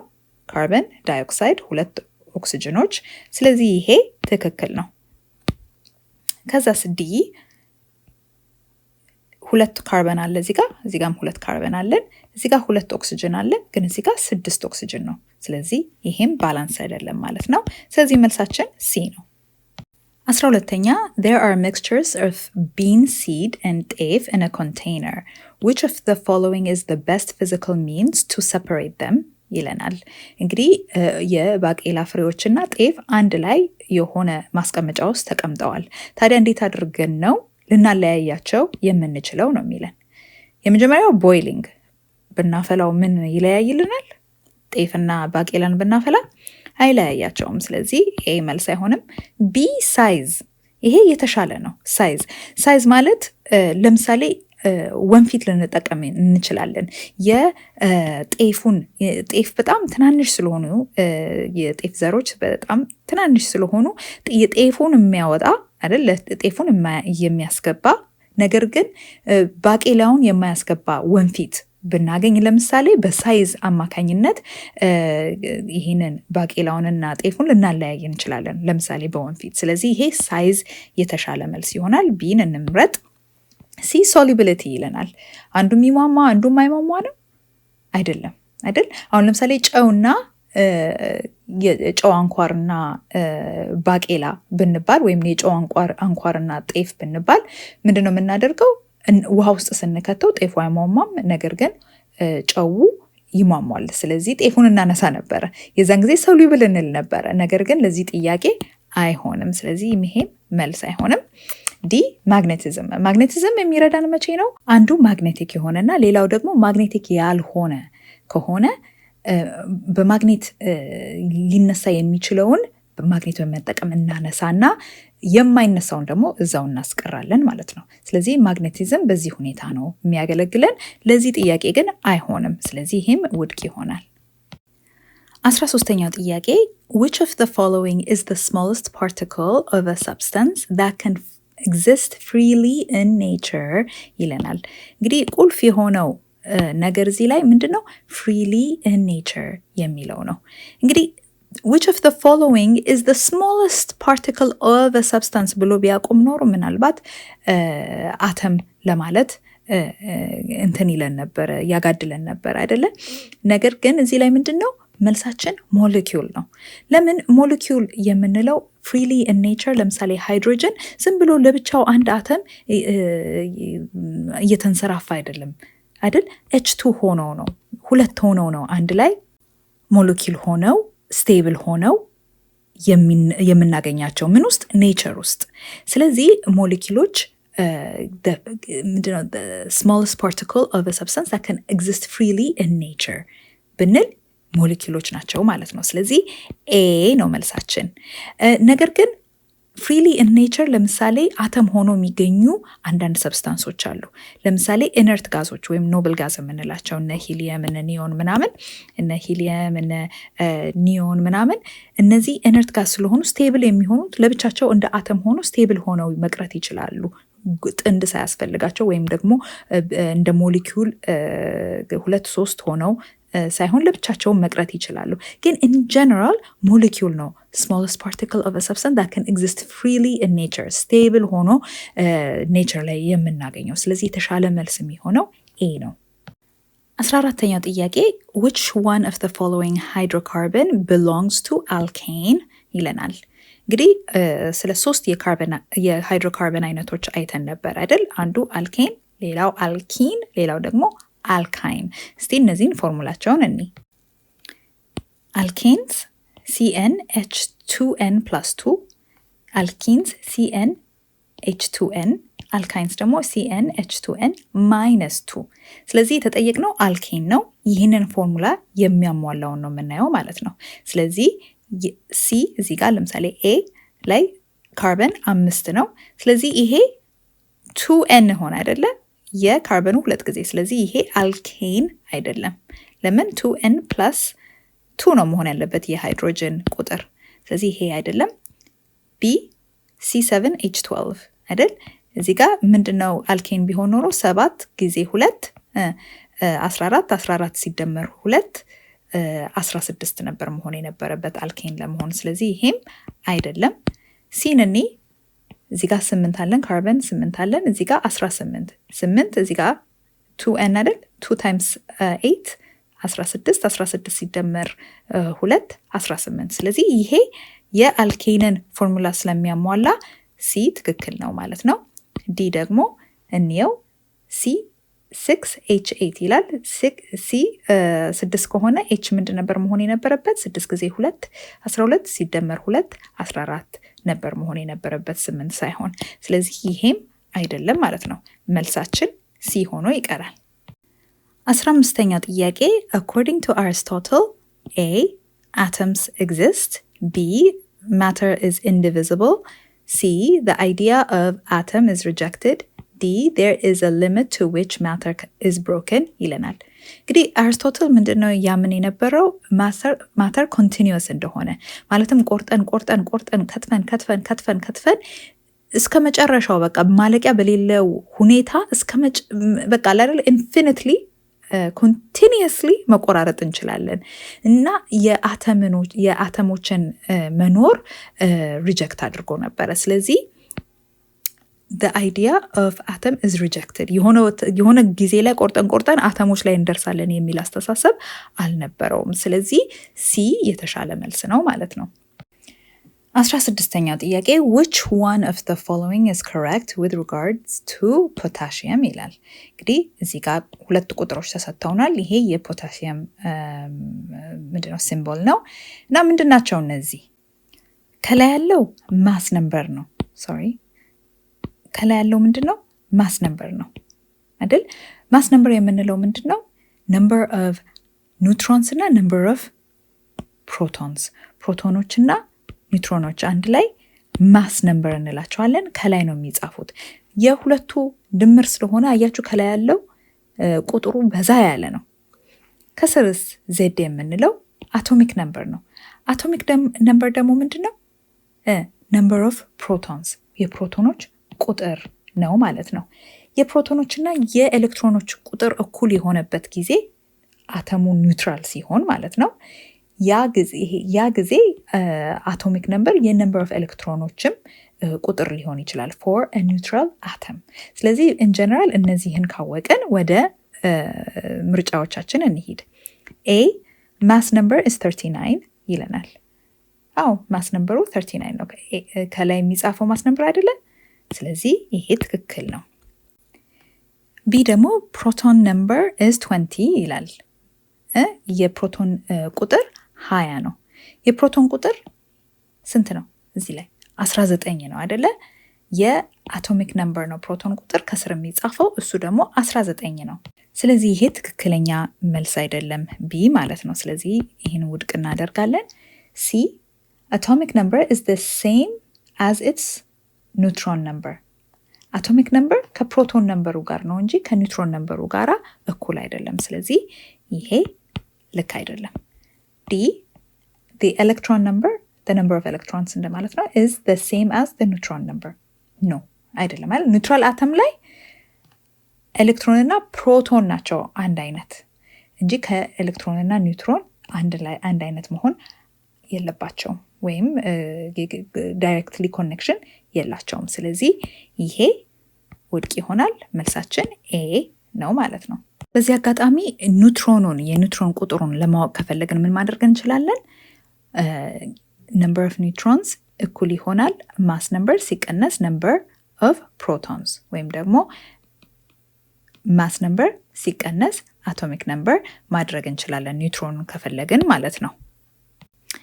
17ኛው ጥያቄ complete the missing product from the reaction NaOH plus HCl ምን የሆነ ፕሮዳክት ይሰጠናል እና ውሃ H2O።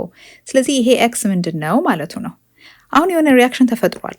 ይሄንን በቀላሉ ለመመለስ በመጀመሪያ ቾይሶቹን ማየት እንችላለን። በመጀመሪያ ይሄ NaOH አለ እዚህ ጋር ራሱ ማለት ነው። ፕሮዳክት ላይም ምንድነው ሪያክታንት ላይም ፕሮዳክቱም ላይ ይመጣል። ይሄ ትክክል የመሆኑ እድሉ በጣም ዝቅተኛ ስለሆነ ይሄንን እናስወግድ። ከዛስ ማን አለ? HCl እዚህ ጋር ሪያክታንት ላይ HCl አለ። እንደገና ፕሮዳክት ሳይድም የማየት እድላችን በጣም ዝቅተኛ ነው። ስለዚህ ይሄንንም ማስወገድ እንችላለን። ከዛስ እዚህ ጋር ማን አለ? H2O እዚህ ጋር H2O ሁለት H2Oዎች እንደዛ ተብለን አይሰጠንም አይደለ? እዚህ ጋር ሁለት H2Oዎች ተብሎ አይሰጠንም። ስለዚህ ይሄም ውድቅ እናደርገዋለን። ያያችሁ እዚህ ጋር NaCl አለ።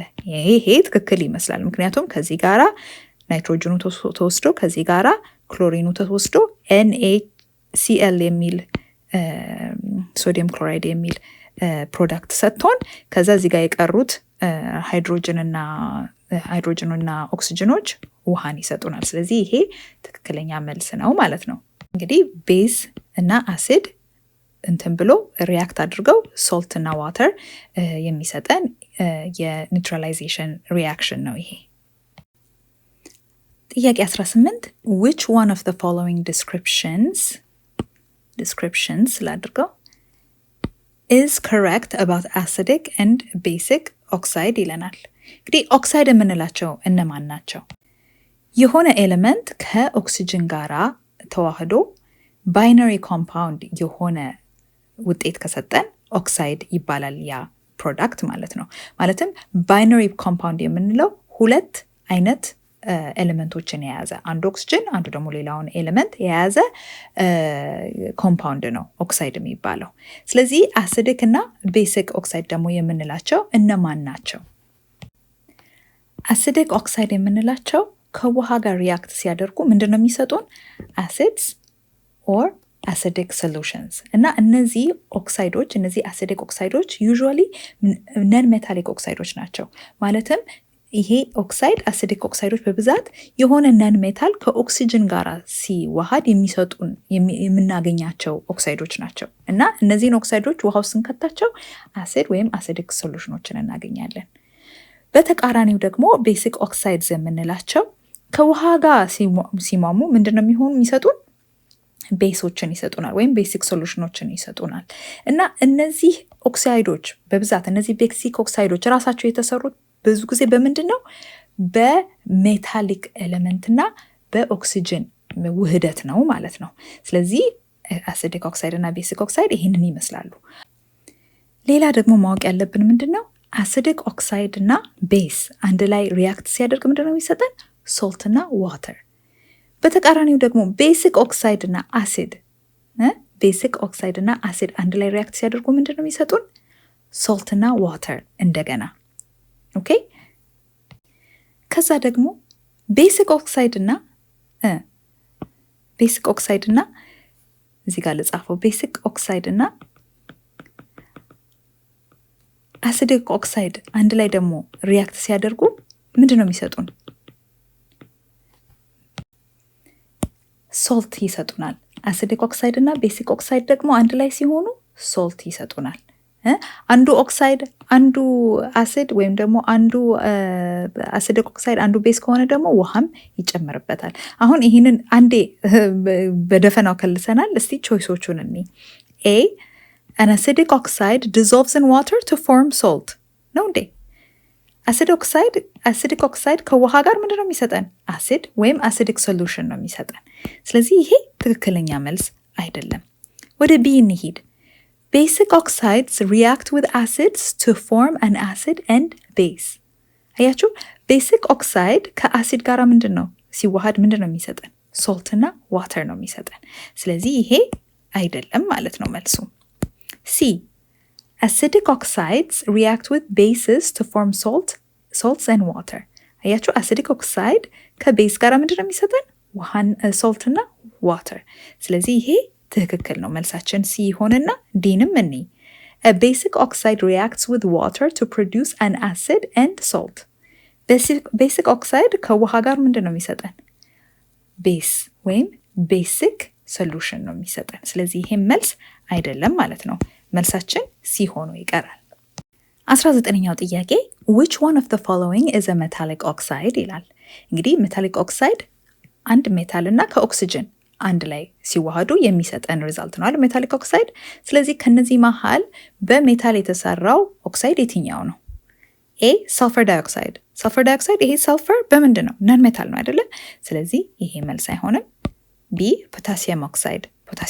ፖታሲየም እንትን ነው አይደል? ሜታል ነው አይደል? ስለዚህ ይሄ ትክክለኛ ነው ማለት ነው፣ እንመርጠዋለን። ሲ ናይትሮጅን ዳይኦክሳይድ። ናይትሮጅን እንግዲህ ነን ሜታል ነው፣ ስለዚህ ይሄም አይሆንም። ዲ ደግሞ ፎስፈረስ ኦክሳይድ። ፎስፈረስ ምንድን ነው? ሜታል ነው እንዴ? አይደለም፣ ነን ሜታል ነው። ስለዚህ ይሄም አይሆንም ማለት ነው። መልሳችን ቢ ሆኖ ይቀራል። 20ኛው ጥያቄ which one of the following compound is a base ይለናል። እንግዲህ which one of the following compounds is a base። እንግዲህ ቤዝ ማለት ምን ማለት ነው ሲጀመር? እንግዲህ 8ኛ ክፍል ላይ የተማርነው ምንድነው? A base is an oxide or hydroxide of a metal which neutralizes acid to form salt and water. እንግዲህ ቤዝ ኦክሳይድ ነው ወይም ሃይድሮክሳይድ ነው። ሃይድሮጅን እና ኦክሲጅንን ይይዛል። እና ሜታልንም ይይዛል። እንደገና ከአሲድ ጋር ሲገባ ደግሞ ምንድነው ጨውና ውሃን ይሰጠናል። አሁን ይሄ ምን ይጠቅመናል ልትሉ ትችላላችሁ። ምክንያቱም እዚህ ላይ ሜታል ያለው ምርጫም አልተሰጠንም። ስለዚህ ሃይድሮክሳይዱ የትኛው ነው ማለት የትኛው ነው ቤሱ ብላችሁ ልትጠይቁ ትችላላችሁ። ምክንያቱም አልተሰጠንም ይሄ ሜታል ያለው ነገር። እሱ ብቻ አይደለም፣ ሌላ ደግሞ የሜታል ምንድነው የቤዝ ሌላ ጸባይ ደግሞ አለ። ቤሶች ምንድን ናቸው? ሶሉብል ኢን ዋተር ሲሆኑ አልካላይዝ ይባላሉ። አልካላይ ደግሞ ማለት ራሱ ምን ማለት ነው? ሃይድሮክሳይድ አዮንን ውሃ ውስጥ ሲሆን ሃይድሮክሳይድ አዮንን መልቀቅ፣ ይሄ OH ማይነስን መልቀቅ ማለት ነው። እና ከነዚህ መሃል OH ማይነስ ውሃ ውስጥ ሲገባ OH ማይነስን የሚለቀው የትኛው ነው? እንደምትገምቱት ይሄኛው ነው። ስለዚህ መልሳችን ይሄኛው ነው። ነገር ግን ይሄ በሜታል አይደለም የተሰራው። ይሄ ሃይድሮክሳይድ ይሄ አሞኒየም ሃይድሮክሳይድ አሞኒየም አይደለም፣ ምንድነው ሜታል አይደለም። ነገር ግን ይህንን ስለሚያሟላ አልካላይ ስለሆነ ወይም ደግሞ ሃይድሮክሳይድ አዮንን ውሃ ውስጥ መልቀቅ ስለሚችል እንደ ቤስ ይቆጠራል፣ ቤስም ነው። ስለዚህ እነዚህ ሁሉ አሲድ ሆነው ሳለ ይሄኛው ግን ቤስ ነው። Suppose 21ኛው ጥያቄ suppose you burned a magnesium ribbon in the air and collected the white powder product in a crucible. You added drops of water to the powder and shaked it. Then red litmus paper is placed in the solution to observe color change. From this simple experiment, what should be the color of the litmus you placed in the solution? ይለናል። እንግዲህ አሁን ይህንን የተሰጠንን ሪያክሽን በደንብ አድርገን እንጻፈው። ማግኔዚየም ሪበን ከተባለ እንግዲህ ማግኔዚየም ነው ማለት ነው። እና ማግኔዚየም ሪበን በርንድ ከተባለ in the air ከተባለ ከምን ጋር ነው ሪያክት ያደረገው? ከኦክሲጅን ጋር ማለት መቀጣጠል እንደማለት ነው። burned in the air ከኦክሲጅን ጋር ኮምባይን ማድረግ። ስለዚህ ይሄ ምን ይሰጠናል? ማግኔዚየም ኦክሳይድ ይሰጠናል። ማግኔዚየም ኦክሳይድ ይሰጠናል። ባላንስ ስናደርገው እዚህ ጋር 2 አለ፣ እዚህ ጋርም 2፣ ይሄኛውም 2 ይሆናል ማለት ነው። የመጀመሪያው አረፍተ ነገር suppose you burned a magnesium ribbon in air and collected the white powder product in a crucible ሲለን ይሄን ነው white powder ፕሮዳክቱ ይሄ ነው ማለት ነው። ማግኔዚየም ኦክሳይድ ነው። ከዛስ ምንድን ያደረግነው? You added drops of water to the powder and shaked it. ስለዚህ ከዚህ ፓውደር ጋራ ምንድነው የጨመርነው? ውሃ ነው የጨመርነው ማለት ነው። ከማግኔዚየም ኦክሳይድ ጋራ ውሃ ስናደርግ ይሄ ቤሲክ ኦክሳይድ ነው አይደለ? ሜታሊክ ኦክሳይድ ነው፣ ቤሲክ ኦክሳይድ ነው። ከውሃ ጋራ ስንጨምረው ምንድነው የምናገኘው? ቤስ ነው አይደለ የምናገኘው? ስለዚህ ማግኔዚየም ሃይድሮክሳይድን እናገኛለን ማለት ነው። ማግኔዚየም ሃይድሮክሳይድን እናገኛለን። ይሄ ምንድነው? ቤዝ ነው አይደል? ይሄ ቤዝ ነው። ስለዚህ ቤዝ ውስጥ እዚህ ውስጥ ማለት ነው ምንድነው የምንከተው? ሬድ ሊትመስ ፔፐር ነው የምንከተው። አሁን ቤሲክ ሶሉሽን ውስጥ አይደል? ቤሲክ ሶሉሽን ውስጥ ሬድ ሊትመስ ፔፐር ስንከት ምንድነው የሚሆነው? ወደ ሰማያዊነት ይለወጣል አይደል? turns to blue. red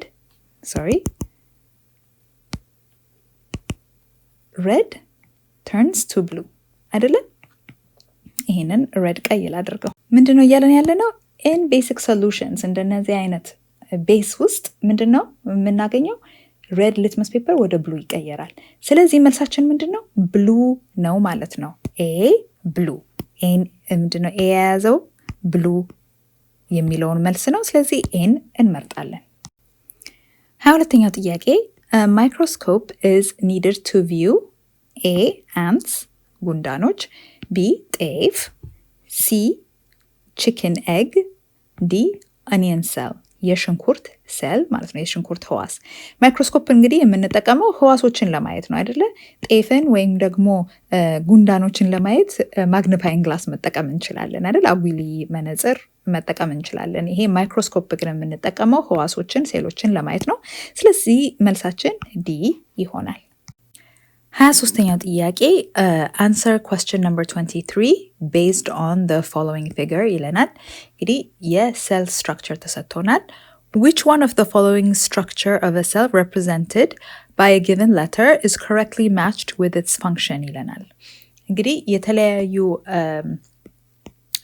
ኦርጋኔሎች ወይም ደግሞ የሴል ፓርቶች ተሰጥተውናል ማለት ፖይንት ተደርጎባቸዋል። እንግዲህ ከነዚህ መሃል ቢ ኢ ኤፍ ጂ ፋንክሽናቸው ተነግሮናል። ስማቸው አልተነገረንም፣ ነገር ግን ፋንክሽናቸው ተነግሮናል ወይም ስራቸው ተነግሮናል። አሁን ቢ ምን ይለናል? controlling activities of the cell. controlling activities of the cell ህዋሱን ሙሉ ለሙሉ የሚቆጣጠረው የትኛው ነው? ኑክሊየስ ነው አይደለ? ኑክሊየስ ደግሞ ይሄኛው ነው ትልቁ ማለት ነው። እንትን ውስጥ የሚገኘው ዲኤንኤ ውስጡን ይዞ የሚገኘው። ስለዚህ ይሄ ማይቶኮንድሪያ ነው እንጂ controlling activities of the cell የተባለው ኑክሊየስ አይደለም። ማይቶኮንድሪያ ደግሞ power house of the cell አላደል እንትኑ respiration የሚካሄድበት ቦታ ማለት ነው። ምግብ የሚቀጣጠልበት ቦታ ማለት ነው ማይቶኮንድሪያ። ስለዚህ ቢን የያዘው መልስ ትክክል አይደለም ማለት ነው። እሱ ላይ ካንስል ላድርግ። ቆይ ቀለሜን ልቀይር አንዴ። ቢ አይደለም ማለት ነው። እስቲ ኢ ደግሞ ምንድን ነው የሚለን? ይሄኛው traps light energy for photosynthesis። እንግዲህ ለፎቶሲንተሲስ ፕላንት ሴሎች ላይ አኒማል ሴሎች የላቸውም ይሄ ነገር አይደለ?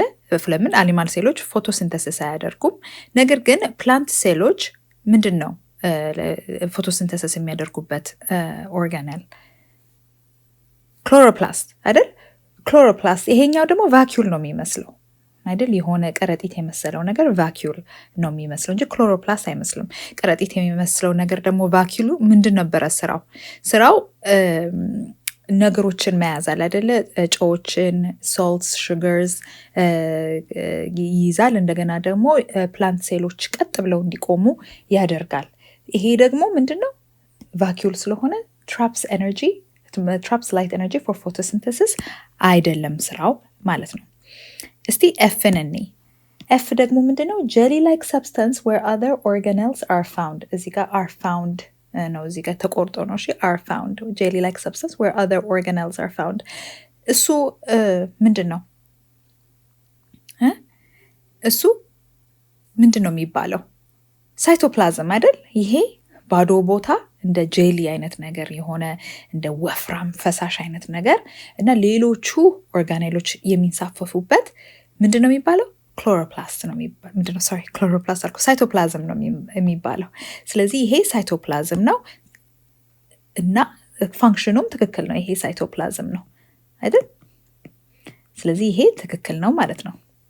ስለዚህ ኤፍን የያዘውን ነው የምንመርጠው ምርጫውን ስናይ።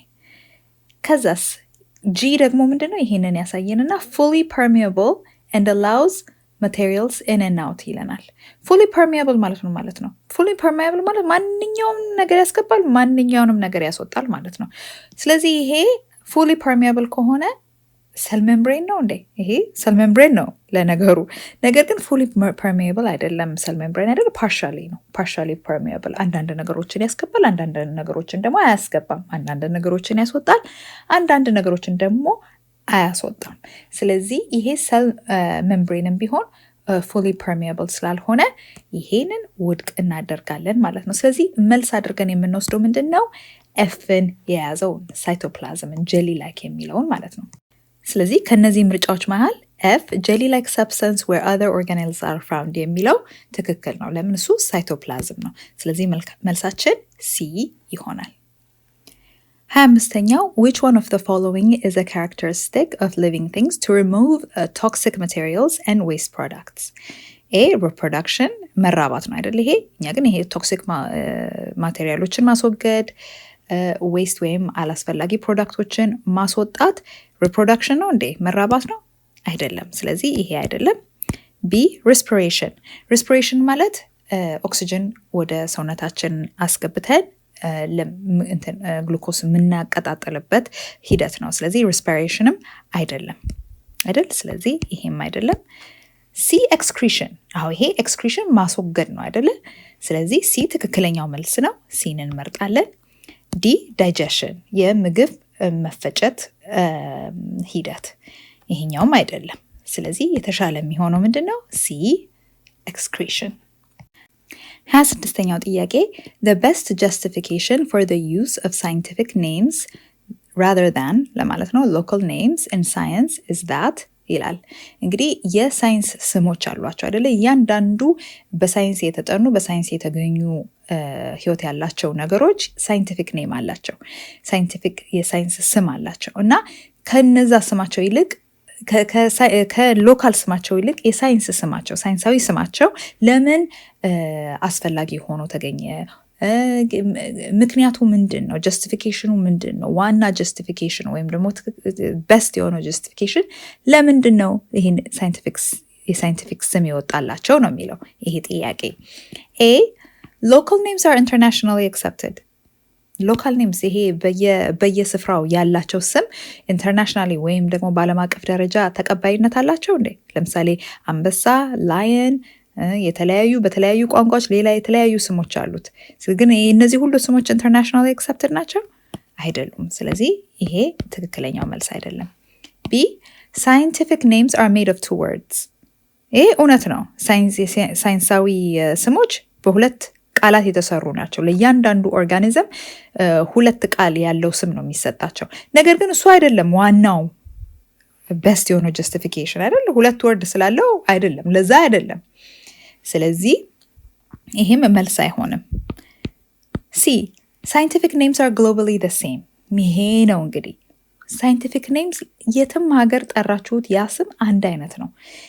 ስለዚህ ሳይንቲስቶች ሁሉ ከቻይናም የመጣው ከአሜሪካም የመጣው ከጣሊያን የመጣው ከኢትዮጵያ የመጣው ሁሉም አንድ አይነት ስም ነው የሚጠቀሙት ለአንድ ኦርጋኒዝም። ስለዚህ ይሄ ትክክለኛ መልስ ነው ማለት ነው። ዲ local names do not vary from place to place። ሎካል ኔሞች yes they do vary from place to place። ከቦታ ወደ ቦታ በተለምዶ የምንጠራቸው ስሞች ይቀያየራሉ። ስለዚህ ይሄ መልስ አይደለም ማለት ነው። መልሳችን ሲ ነው። 27ኛው ጥያቄ which one of the following kingdoms is correctly paired with its distinguishing characteristics ይላል። እንግዲህ ኪንግደም ስንት ኪንግደሞች ነበሩን እና ካራክተሪስቲካቸው ደግሞ ምን ይመስላል?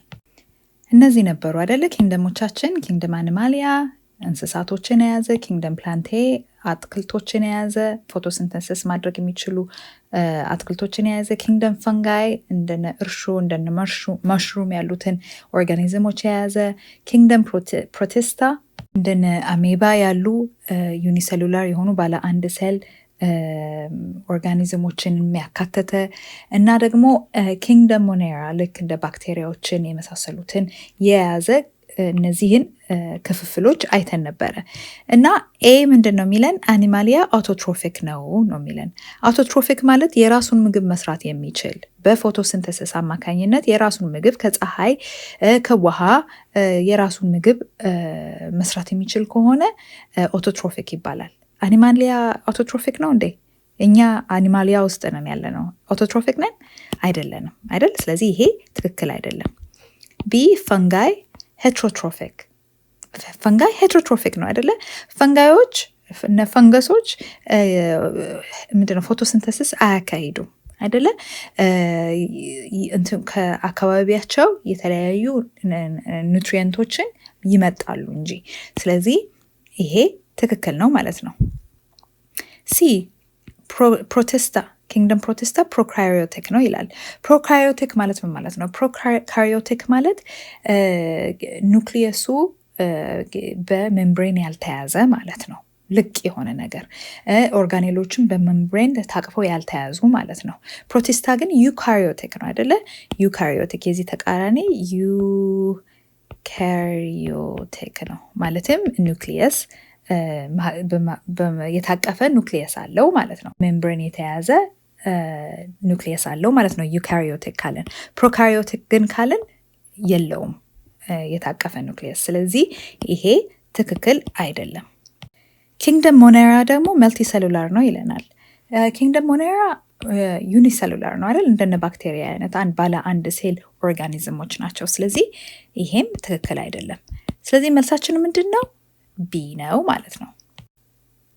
እሺ one of the following is the correct example of an organism with respect to the corresponding kingdom ይላል። እንግዲህ ይስት ሞኔራ ውስጥ ነው ያለው። ኪንግደም ሞኔራ ውስጥ ነው ያለው ይስት ማለት ፈንገስ ነው አይደለ? ስለዚህ ኪንግደም ፈንጋይ ውስጥ ነው ያለው። ስለዚህ ይሄ አይደለም። ቢ ደግሞ ምንድነው? ቶድ እንቁራሪት። ይሄ ትላልቁ እንቁራሪት አለ አይደለ? ቶድ ፕላንቴ ውስጥ ነው ያለው። ኪንግደም ፕላንቴ ውስጥ ነው ያለው አይደለም። ቶድ አኒማሊያ ውስጥ ነው ያለው አይደል? የኪንግደም አኒማሊያ ውስጥ ነው ያለው። ስለዚህ ይሄም ትክክል አይደለም። ከዛስ አሚባ ፕሮቲስታ ውስጥ ነው ወይ ያለው? አዎ ኪንግደም ፕሮቲስታ ውስጥ ነው ያለው አሚባ። ስለዚህ ይሄ ትክክል ነው አይደል? ሌሎች ፕሮቲስታ ውስጥ ያሉ ኦርጋኒዝሞች እነማንን ያካትታሉ? እስቲ ንገሩኝ የምታስታውሱ ከሆነ አይደል? ፕላዝሞዲየም፣ ዩግሊና፣ ፓራሚሲየም የተባሉትን ያካትታል። ሌሎችም አሉ። ፕላዝሚዲየም ይሄ ወባ የሚያመጣው ኦርጋኒዝም ነው። ወባ በሽታ የሚያመጣው ኦርጋኒዝም ነው፣ ወይም ማላሪያ የምንለው በሽታ ማለት ነው። ከዛስ እዚህ ጋር ደግሞ ዲ ምን ይለናል? ፓራሚሲየም አኒማሊያ ነው። ፓራሚሲየም የፕሮቲስታ አይነት ነው። ስለዚህ ዲም አይሆንም ማለት ነው አይደል? ስለዚህ ዲም ስለማይሆን መልሳችን ሲ ነው። 29ኛው ጥያቄ ስለ አንጂኦስፐርምስ ነው። እንግዲህ ስለ ኪንግደም ፕላንቴ ስንማር ምን አይነት ፕላንቶች እንዳሉ አይተን ነበረ አይደል? ፕላንት ኪንግደም ሞሰስ ኤንድ ሊቨርወርትስ፣ ፈርንስ፣ ጂምኖስፐርምስ፣ አንጂኦስፐርምስ ብለን አይተናቸው ነበረ። እነዚህ ናን ቫስኩላር ናቸው። ማለትም ይሄ ቱቦዎች የሏቸውም። እንደ ዛይለም ፍሎም የመሳሰሉ ቱቦዎች የሏቸውም ውሃና ምግብን ለማስተላለፍ። እነዚህ ግን ቱቦዎች አሏቸው። ቱቦዎች አሏቸው ማለት ቫስኩላር ናቸው ማለት ነው። እነዚህ ቫስኩላር ናቸው ማለት ነው። ቫስኩላር ፕላንት ናቸው ማለት ነው። ስለዚህ አሁን አንጂኦስፐርምስ የምንላቸው አበባ የሚያፈሩ ናቸው። ጂምኖስፐርምስ የምንላቸው ደግሞ እንደ ጽድ አይነት አበባ የማያፈሩ እና በኮን ይሄ ሲድ የእውነት ፍሬ ሳይሆን ኮን የመሰሉ ምንድነው የመራቢያቸው ኮን የመሰሉ ስትራክቸሮች ናቸው። እና ስለዚህ አንጂኦስፐርሞች እዚህ ጋር ምን ይለናል? ኤ are non-flowering plants ይለናል።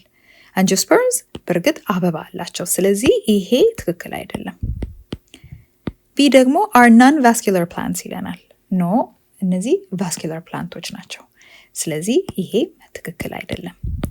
ሲ lack xylem and phloem አላቸው። ዛይለም ፍሎም አይደል?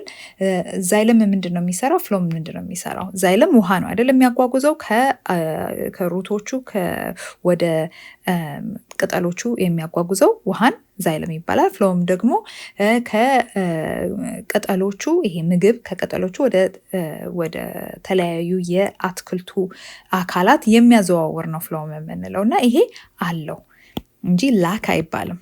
እና ዲ have enclosed seeds አዎ enclosed seed አላቸው ፍሬ አላቸው አይደለ? ስለዚህ ይሄ ትክክል ነው። enclosed seed የሌላቸው እነ ጂምኖስፐርም ናቸው። የነሱ ኔክድ ሲድ ራሱ ስሙ ኔክድ ሲድ ማለት እንደሆነ ተምረን ነበረ በ7ኛ ክፍል ጀነራል ሳይንስ ትምህርታችን ማለት ነው። እሺ 30ኛው ጥያቄ A fluid-filled blister caused by herpes simplex virus is ይላል። እንግዲህ ፈሳሽ ያለው እና እንደ ምንድነው ውሃ መቋጠር አይነት ነገር ነው። ግን በምንድነው እንትን የሚለው የሚከሰተው herpes simplex የተባለ ቫይረስ እና ይሄ የትኛው ነው? እንግዲህ ኮልድ ሶር ነው። ኮልድ ሶር ማለት ይሄ ምች ከንፈራችን ጋር ምች የሚመስለው ነገር ስለዚህ እሱ በሄርፒስ ሲምፕሌክስ ቫይረስ የሚከሰት ነው እና ስሙም ኮልድ ሶር ይባላል። ኤግዜማ፣ ዋርት እና አክኒ ምን እንደሚመስሉ ማየት እንችላለን። ቅድም እናየነው ኮልድ ሶር ይሄ ነው ምች የሚመስለው ማለት ነው። እና ዋርት የምንለው ደግሞ ይሄ እንደዚህ አይነት እድገት አለ አይደለ? ብዙ ጊዜ እጅ ላይ እና እግር ላይ የሚገኙ ሲሆን ኤችፒቪ ቫይረስ በሚባል የቫይረስ አይነት ነው የሚከሰቱት፣ የሂውመን ፓፒሎማ ቫይረስ የተባለው ማለት ነው። እና ይህንን ይመስላሉ። ብዙ ጊዜ በራሳቸው ይጠፋሉ።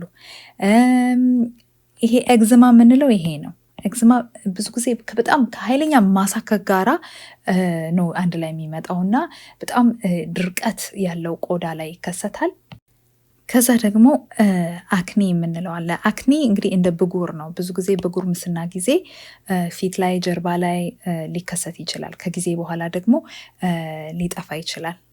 እናም የሚከሰተው ይሄ የቆዳችን ቀዳዳ ውስጥ የተለያዩ ይሄ ዘይት ሊሆን ይችላል፣ ይሄ ቅባት ፊታችን ላይ ያለው ቅባት ሊሆን ይችላል፣ የሞቱ የቆዳ ሴሎች ሊሆኑ ይችላሉ፣ ባክቴሪያ ሊሆኑ ይችላሉ። እዛ ውስጥ ተጣብቀው የቆዳችን ቀዳዳ ውስጥ ተጣብቀው እንደዚህ አይነት የሆነች ትናንሽዬ ተራራ እሳተ ገሞራ የመሰለች ትናንሽዬ እብጠቶችን ልታስመጣ ትችላለች። ይሄ ምንድነው አክኒ የተባለው የቆዳ ሁኔታ ማለት ነው።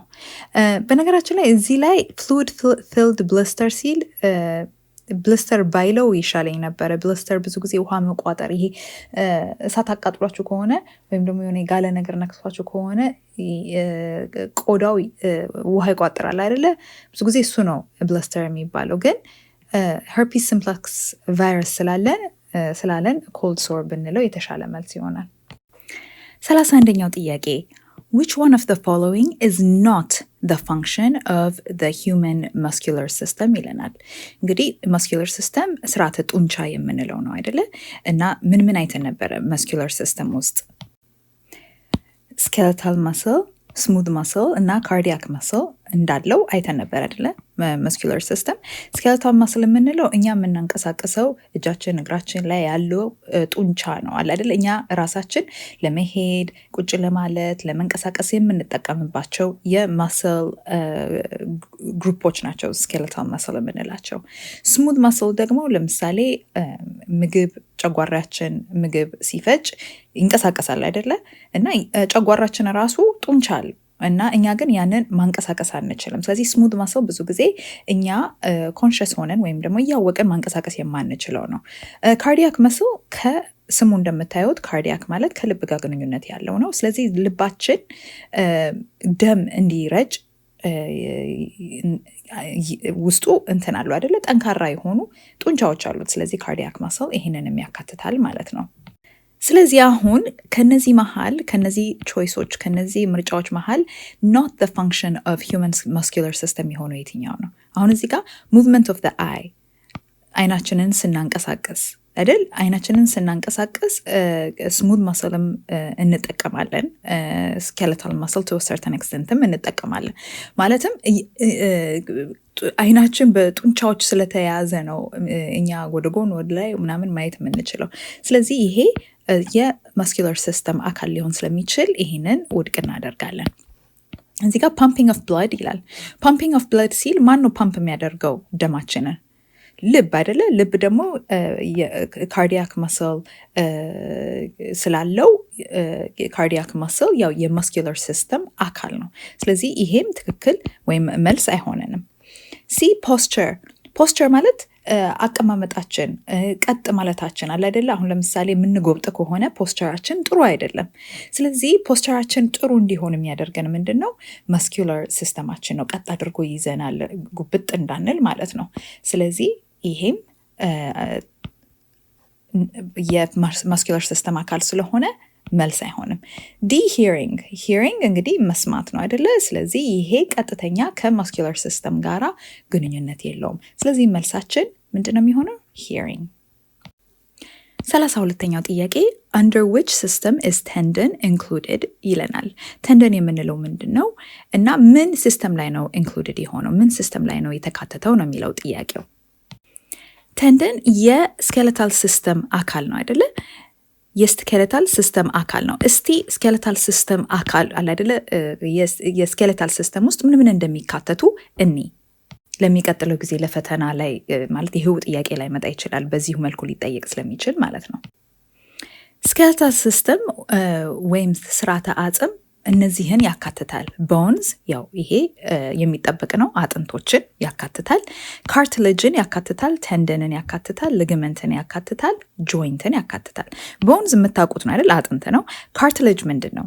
ካርትሌጅ ማለት እንደ አጥንት ጠንካራ ሳይሆን ነገር ግን ትንሽ ፍሌክሲብል የሆነ ነገር ግን እንደ ስጋ ደግሞ አለ አይደለ በጣም ለስላሳ ያልሆነ ፓርት ነው እና ካርትሌጅ አሁን ለምሳሌ አፍንጫችንን ጆሮአችንን ብታዩ በካርትሌጅ የተሰራ ነው። ከዛ ደግሞ ቴንደን እና ሊግመንት የሚባሉ አሉ። እነዚህም በስዕል አሳያችኋለሁ። ጆይንት ደግሞ የምንለው የአጥንት መገጣጠሚያ ነው። አሁን ለምሳሌ ጆይንታችን ቁርጭምጭሚታችን ላይ ጆይንት አለ አይደለ? አጥንቶች የሚገናኙበት ጉልበታችን ይሄ ያለ አይደል? አጥንቶች የሚገናኙበት ቦታ ጆይንት ይባላል። ቴንደን እና ሊገመንት ደግሞ ምን እንደሆኑ እኔ ቴንደኖች መስል ቱ ቦን ነው የሚያገናኙት። ማለትም ጡንቻን ከምን ጋራ ነው የሚያገናኙት? ከአጥንት ጋራ። ይሄ ማለት ነው። ይሄ ቴንደንስ ይባላሉ። ይሄ ቴንደን አንድ ሲሆን ቴንደን ይባላል። ስለዚህ ባይንድ መስል ቱ ቦን። ሊገመንትስ የምንላቸው ደግሞ ምንድን ነው? አጥንት ለአጥንት። ይሄ እንግዲህ የእጃችን እንትን ከጣታችን በታች ያለው ፓርት ነው፣ ስጋው ቢነሳ ማለት ነው። እና ጆይንት ምንድነው? ሊገመንት የምንላቸው አጥንት እያንዳንዷን አጥንት ከሌላ አጥንት ጋራ የሚያገናኙት ፓርቶች ናቸው። ምን የሚባሉት? ሊገመንት የሚባሉት።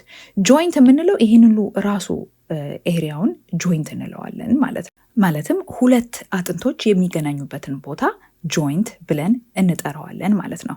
ስለዚህ በዚህ ጥያቄ የተጠየቅነው ያው ቴንደን ምን ሲስተም ውስጥ ነው ያለው ብለው ነው። ስኬለታል ሲስተም ብለን መመለሳችን ትክክል ነን። ወደፊት ደግሞ ቦንዝን ስለ ቦንዝ ብትጠየቁ፣ ካርትሌጅ፣ ቴንደን፣ ሊገመንት ብትጠየቁ፣ ስለ ጆይንትስ ብትጠየቁ ምንድን ነው ስኬለታል ሲስተም እንደሆኑ ማወቅ ይኖርባችኋል ማለት ነው። lack of eating fiber foods in the diet mainly causes ይለናል። እንግዲህ ፋይበር አለመብላት ምን ያስከትላል? ይህንን እንግዲህ የተማርነው 8ኛ ክፍል ስለ ዳይጀስቲቭ ሲስተም ችግሮች ስናነብ ነው አይደለ? ስንማር ነው አይደለ?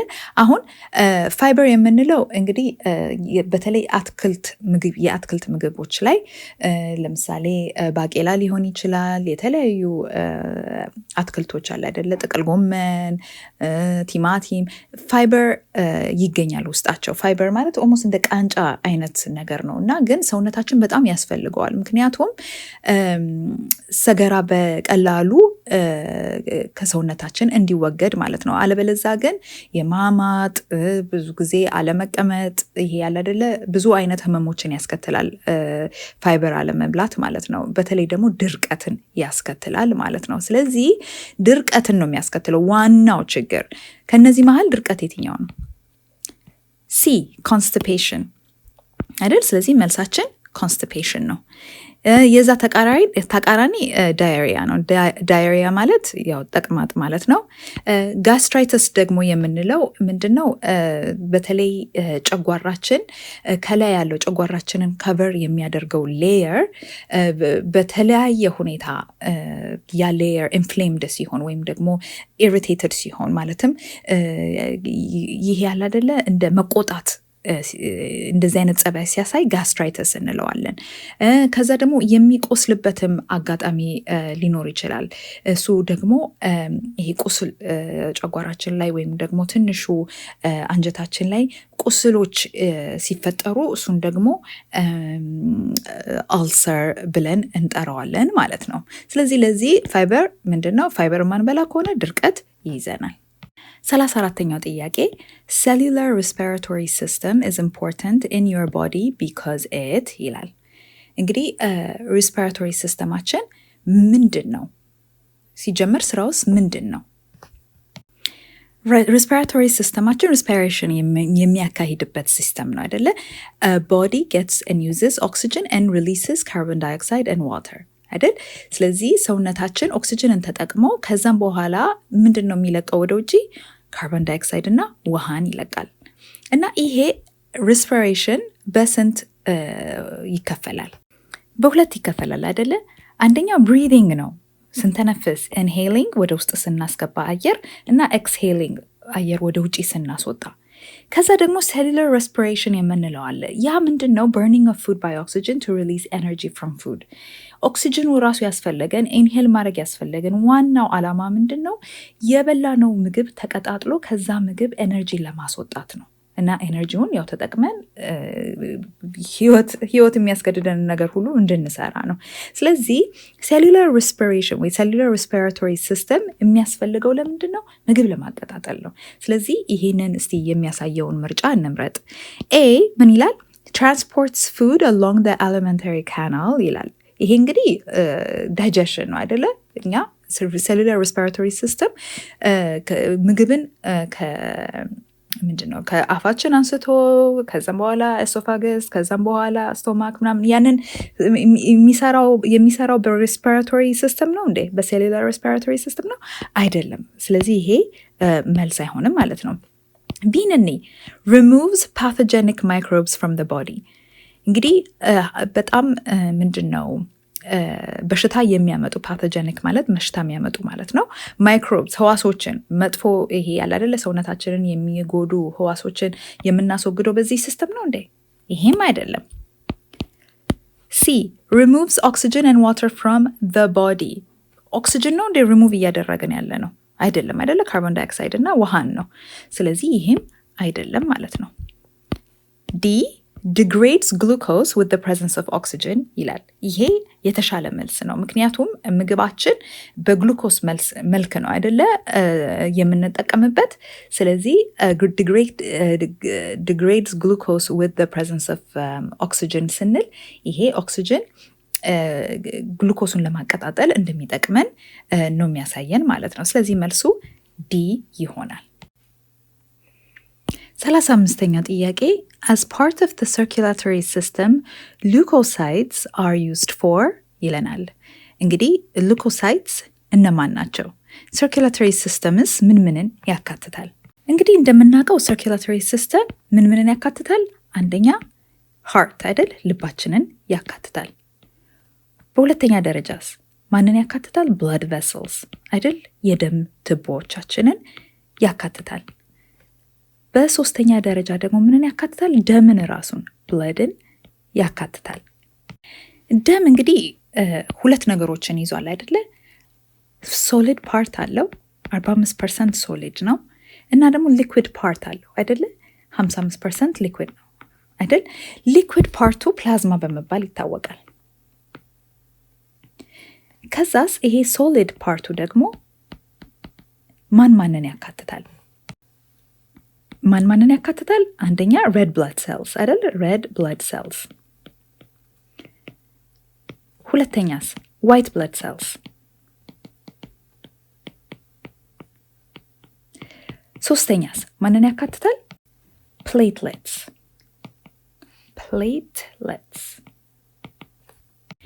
red blood cells ኤሪትሮሳይትስም ይባላሉ። እነዚህ red blood cells ወይም ኤሪትሮሳይትስ ምንድን ነው የሚያደርጉት? ኦክሲጅንንና ካርቦን ዳይኦክሳይድን ተሸክመው ያጓጉዛሉ እና ኦክሲጅን የሚይዙት ሄሞግሎቢን በተባለ ሞሌኪውል አማካኝነት ነው። ዋይት ብለድ ሴልስ የምንላቸው ደግሞ እዚህ ላይ ጥያቄ ላይ እንዳየነው ሊኮሳይትስ ነው። እነዚህ ዋይት ብለድ ሴልስ ወይም ሊኮሳይትስ ምንድን ነው የሚያደርጉት? በሽታ የሚያመጡ ህዋሳትን ይዋጋሉ። ከዛ ደግሞ ትሮምቦሳይትስ አሉ። ትሮምቦሳይትስ ወይም ፕሌትሌትስ ምንድን ነው ስራቸው? አደጋ ሲደርስብን ለምሳሌ የሆነ ቁስል ሰውነታችን ላይ ሲፈጠር ደማችን እንዲረጋና ፈሶ እንዳያልቅ ያደርጋሉ። እነ ትሮምቦሳይትስ ወይም ፕሌትሌትስ። አሁን እዚህ ጥያቄ ላይ የተጠየቅነው ስለ ሊኮሳይትስ ነው፣ ማለትም ዋይት ብለድ ሴልስ እና እነዚህ በሽታ የሚዋጉ ናቸው። ስለዚህ ቾይሶቹን እኒ ኤ ብለድ ክሎቲንግ አይደል? ደም እንዲረጋ የሚያደርጉት ይሄ የማን ስራ ነው? የትሮምቦሳይትስ ወይም የፕሌትሌትስ ስራ ነው። ትራንስፖርቴሽን ኦፍ ፉድስ ይሄም አይደለም።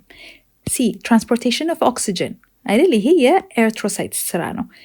ፕሪቨንሽን ኦፍ ዲዚዝ ኮዚንግ ኤጀንት ይሄ ነው አይደል ትክክለኛው መልስ። ስለዚህ መልሳችን ዲ ይሆናል። 37ኛው ጥያቄ which one of the following is abiotic a component of an ecosystem ይላል። abiotic is an abiotic። ስለዚህ abiotic ማለት ነው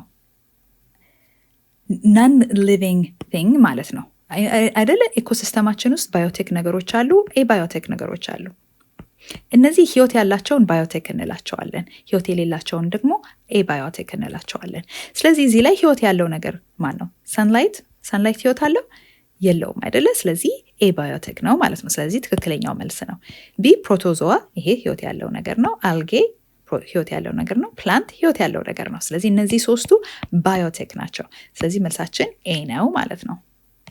38ኛው ጥያቄ in the following ocean food chain ምን አለን? ፋይቶፕላንክተን አለን፣ ከዛ ዙፕላንክተን አለን፣ ፊሽ፣ ሲል፣ ከዛ ሻርክ አይደለን? የትኛው ነው ትክክል ከዚህ ፉድ ቼን ላይ ነው የሚለን? ፋይቶፕላንክተን is a primary consumer ይለናል አይደል? ስለ ኮንሱመር አለ አይደለ? ፕራይማሪ ሴኮንዳሪ ኮንሱመሮች እና ስለ ትሮፊክ ሌቭልም ማውራት ይኖርብናል ይህንን ጥያቄ ለመመለስ። ስለዚህ ይህንን ኮንሰፕት እንከልስ። በመጀመሪያ ምን አለን? ፕሮዲውሰሮች አሉን አይደለ? ፕሮዲውሰሮች አሉ። እነዚህ ፕሮዲውሰሮች እነምንድን ናቸው? አትክልቶች ናቸው። ከፀሐይ ብርሃን የፀሐይን ብርሃን በመጠቀም ምግብ መስራት ይችላሉ ለራሳቸው እና ያንን ሌቭል ምን ብለን እንጠራዋለን? ፈርስት ትሮፊክ ሌቭል ብለን እንጠራዋለን። ከዛ በኋላስ እነሱን የሚበሉ ኦርጋኒዝሞችን ምን ብለን እንጠራቸዋለን? ፕራይማሪ ኮንሱመርስ ብለን እንጠራቸዋለን። እነዚህ ፕራይማሪ ኮንሱመርስ ምን ላይ ነው የሚገኙት? ሰከንድ ትሮፊክ ሌቭል ላይ ይገኛሉ። ከዛስ ፕራይማሪ ኮንሱመሮችን የሚበሉ ደግሞ ሰከንዳሪ ኮንሱመርስ ይባላሉ እና ያ ሌቭል ደግሞ ተርድ ትሮፊክ ሌቭል ይባላል። ከዛስ ሰከንዳሪ ኮንሱመሮችን ደግሞ የሚበሉት ተርሸሪ ኮንሱመርስ ይባላሉ። ያ ሌቭል ደግሞ ፎርት ትሮፒክ ሌቭል ይባላል። ፎርት ትሮፊክ ሌቭል። ስለዚህ አሁን እነዚህን ስናይ ምንድን ነው ፕሮዲውሰሩ? ፕሮዲውሰሩ ይሄ ነው አይደለ? ፋይቶፕላንክተን። ስለዚህ ይሄ ፕሮዲውሰር ይባላል አይደል? ፕሮዲውሰር ይባላል። ምን ትሮፊክ ሌቭል ላይ ነው ያለው? ፈርስት ትሮፊክ ሌቭል ላይ ነው ያለው አይደል? ፈርስት ትሮፊክ ሌቭል ላይ ነው ያለው። ከዛስ ዙ ፕላንክተን ምንድን ነው? ፕራይማሪ ኮንሱመር ነው። ስለዚህ ሰከንድ ትሮፊክ ሌቭል ላይ ነው ያለው። ፊሽ ደግሞ ሰከንዳሪ ኮንሱመር ነው፣ ተርድ ትሮፊክ ሌቭል ላይ ነው ያለው። ሲል ደግሞ የምንለው ተርሸሪ ኮንሱመር ነው እና ፎርት ትሮፊክ ሌቭል ላይ ነው ያለው። እስከዚህ ብቻ ነበር ያየ ነው፣ ግን ከዛ በላይም ሌላ አለ ሲሉን የሚበላ እሱ ደግሞ ምንድን ነው? ሻርክ ነው። ሻርክ ከተርሸሪ በኋላ እንግዲህ ምንድን ነው የሚባለው? ኳተርነሪ ሊባል ይችላል። ኳተርነሪ ኮንሱመር ሆኖ ፊፍት ትሮፊክ ሌቭል ላይ ይገኛል ማለት ነው። ስለዚህ አሁን ቾይሳችንን እኔ ፋይቶፕላንክተን is a primary consumer ኖ ፕራይማሪ ኮንሱመር አይደለም። ምንድን ነው? ፕሮዲውሰር ነው። ስለዚህ ይሄ ትክክል አይደለም። ቢ ፊሽ is a tertiary consumer ኖ አይደለም። ፊሽ is a tertiary consumer third trophic level ግን secondary consumer ነው። ይቅርታ። ስለዚህ ይሄም ትክክል አይደለም። ሲ seal is the fourth trophic level seal አይደል? ፎርት ትሮፊክ ሌቭል ላይ ነው ያለው። ተርሸሪ ኮንሱመር ነው። ስለዚህ ይሄ ትክክል ነው። ከዛስ ዲ ሻርክ is the last producer ይላል። ሻርክ ፕሮዲውሰር አይደለም። ፕሮዲውሰር የምንላቸው ምንድን ነው? የፀሐይ ብርሃንን በመጠቀም ምግብ ለራሳቸው መስራት የሚችሉ እንደ አትክልት አይነት ኦርጋኒዝሞችን ነው። ስለዚህ ይሄም ትክክል አይደለም። መልሳችን ሲ ነው ማለት ነው። 39ኛው ጥያቄ which one of the following is correct with regards to clay soil ይለናል። ስለዚህ ስለ የአፈር ቴክስቸር ስንማር ስለ ክሌይ አይተን ነበር አይደለ? እስቲ ይህንን ነገር እንከልስ። ሶይል ቴክስቸርን ዲተርሚን ለማድረግ የትኛው ነው ምን አይነት አንድ አይነት አፈር ምን አይነት ቴክስቸር አለው ብለን ስንጠይቅ ምንድን ነው የምናየው? ሳንድ፣ ሲልት እና ክሌይን ነው አይደለም የምናየው። እና ክሌይ በጣም ጥቃቅን የሆኑ ፓርቲክሎችን ነው የያዘው ስሞል ፓርቲክልስ። እናም ደግሞ በመሃሉ ከፓርቲክሎቹ መሃል ደግሞ ያለው ስፔስ በጣም ትንሽ ነው። በዚህም ምክንያት ውሃን በደንብ አድርጎ መያዝ ይችላል። ሳንድ ደግሞ ትላልቅ ፓርቲክሎች ሲኖሩት መሃል ላይ ደግሞ ከፓርቲክሎቹ መሃል ደግሞ በጣም ተለቅ ያለ ስፔስ ይይዛል። ስለዚህ ብዙ አየር የመያዝ እድል አለው እና ውሃ ደግሞ በደንብ አይዝም፣ ያፈሳል ውሃ። ይሄ ደግሞ መሀል ላይ የሚገኝ ነው። ስለዚህ ይሄ ቢግ ፓርቲክልስ ላርጅ ፖርስ ከፓርቲክሎቹ መሀል ያለው ስፔስ ትላልቅ ስለሆነ ውሃ ያፈሳል። ስለዚህ ይሄ ክሌይ ነው ብዙ ውሃ መያዝ የሚችለው። ስለዚህ ሪቴንስ ዋተር ማለት እንችላለን። አሁን ወደ ቾይሳችን እንሂድ። A has the largest pore space. ይሄ the largest pore space sand ነው ያለው። ስለዚህ ይሄ ትክክል አይደለም። B has larger size than sand soil. ነው ክሌይ ትናንሽ ፓርቲክሎች ነው ያሉት አይደል? ከሳንድ ይልቅ ያነሱ ናቸው። ስለዚህ ይሄም ትክክል አይደለም። C holds more air than other types of soil. አይደል? more air የሚይዘው ሳንድ ነው እንጂ ክሌይ አይደለም። ስለዚህ መልሳችን የሚሆነው D ነው። holds relatively large amounts of water. ስለዚህ መልሳችን D ነው ማለት ነው። 40ኛው ጥያቄ the best water conservation strategy among the following is ይላል። እንግዲህ ውሃን ኮንሰርቭ ለማድረግ የውሃ ብክነትን ለመቀነስ ከነዚህ መሃል የትኛው ነው የተሻለው ነው የሚለን። A deforestation. ዲፎረስቴሽን እንግዲህ የደኖች ውድመት ነው አይደለ? ይሄ ምንም አይነት ኮንሰርቬሽን አይደለም። እንደውም ይህንን ማስቀረት ነው ያለብን። ስለዚህ ይሄ መልስ አይሆንም። በተመሳሳይ ሁኔታ ዲ ኦቨርግሬዚንግ መልስ አይሆንም። ምክንያቱም ኦቨርግሬዚንግ ማለት ከብቶች ማሳውን በጣም አለ አይደለ ሳሩን አንስተው ብዙውን በልተው ከዛ መሬቱ ምንም አይነት ኒውትሪየንት የሌለው ምንም አይነት አለ አይደለ ለምንም የማይጠቅም መሬት ይሆናል። ምክንያቱም ማሳው ኦቨርግሬዝ ተደርጓል አይደል? ስለዚህ በዚህ ምክንያት ይሄም የኮንሰርቬሽን ስትራቴጂ አይደለም። ቢ ኮንትሮል ፕላዊንግ ይላል። ኮንትሮል ፕላዊንግ ማለት ወደ ታች ለምሳሌ አንድ ተራራ ላይ አትክልት ስንተክል እንደዚህ ከምናደርግ እንደዚህ አተካከላችን እንደዚህ ከሆነ ውሃው በዚህ በኩል ፈሶ እንዳያልቅ ያደርግልናል ማለት ነው። ምክንያቱም እዚህ ጋር ይይዘዋል ውሃው ፈሶ ወደ ታች እንዳያልቅ ማለት ነው። ስለዚህ ይሄ የተሻለ መልስ ይሆናል ማለት ነው። ይሄስ ክሮፕ ሮቴሽን። ክሮፕ ሮቴሽን የኮንሰርቬሽን አይነት ነው አይደል? ግን ለውሃ ኮንሰርቬሽን ሳይሆን የምንጠቀምበት ለሶይል ኮንሰርቬሽን ለአፈር ኮንሰርቬሽን ነው የምንጠቀመው። ምክንያቱም ማሳችን ላይ በየቀኑ ማለት በየጊዜው አንድ አይነት አትክልት የምናደርግ ከሆነ አንድ አይነት ሰብል የምናደርግ ከሆነ ምንድነው ያ ኑትሪየንት እየቀነሰ ይመጣል። ግን በዚህ ዓመት የሆነ ነገር በዛ ዓመት ደግሞ ሌላ ነገር የምናደርግ ከሆነ የአፈሩ ኳሊቲ እንደተጠበቀ ይቀራል ማለት ነው። ስለዚህ ለዚህ መልስ የሚሆነን ካውንተር ፕላዊንግ ነው ማለት ነው። 41ኛው ጥያቄ which one of the following is correct with regards to the components of atmospheric air ይለናል። እንግዲህ atmospheric air ምንን ያካትታል? atmospheric air 78% ያህሉ ናይትሮጅን ነው። 21% ያህሉ ደግሞ ኦክሲጅን ነው። እነዚህ ናቸው እንግዲህ ዋና ኮምፖነንቶቹ። ነገር ግን 0.93% አርጎን አለ እና 0.04% ደግሞ ካርቦን ዳይኦክሳይድ አለ። ስለዚህ አሁን ይህንን ካየን ምርጫዎቻችንን እኒ A nitrogen is in the highest proportion ልክ ነው አይደለ? ናይትሮጅን በጣም ግዙፍ ነው አማውንቱ ማለት ነው ምኑ ላይ አትሞስፌሪክ ኤር ላይ። ስለዚህ A ትክክል ነው ማለት ነው። ሌሎቹንም እኔ ግን ለማንኛውም the oxygen in the air is produced during respiration። እንግዲህ respiration ላይ ኦክሲጅን ተጠቅመን ምንድን ነው የምንለቀው? ውሃ ነው አይደለም የምንለቀው እና ካርቦን ዳይኦክሳይድ። ስለዚህ oxygen in the air is produced during respiration ሳይሆን consumed ነበር መሆን የነበረበት። ስለዚህ ይሄም አይሆንም። C oxygen is less combustible ይላል። ኦክሲጅን ነገሮች እንዲቀጣጠሉ የሚያደርግ ነው አይደል? ነገሮች ምንድነው በርን እንዲያደርጉ የሚያደርግ ነው። ራሱ ብዙ ኮምበስቲብል አይደለም። ግልጽ ስላልሆነ ይህንን ብንተወው ነው የሚሻለው። D the amount of water vapor is the same። water vapor እንግዲህ ይለያያል ከጊዜ ወደ ጊዜ ከቦታ ወደ ቦታ ይለያያል atmospheric air ላይ። ስለዚህ it's not the same, it varies። ስለዚህ ይሄም ትክክል አይደለም ማለት ነው። መልሳችን A ነው። 42ኛው which one of the following human activities does not cause deforestation ይላል። deforestation ወይም የደን ውድመትን የሚያስከትለው የትኛው ነው? A planting trees አይደል?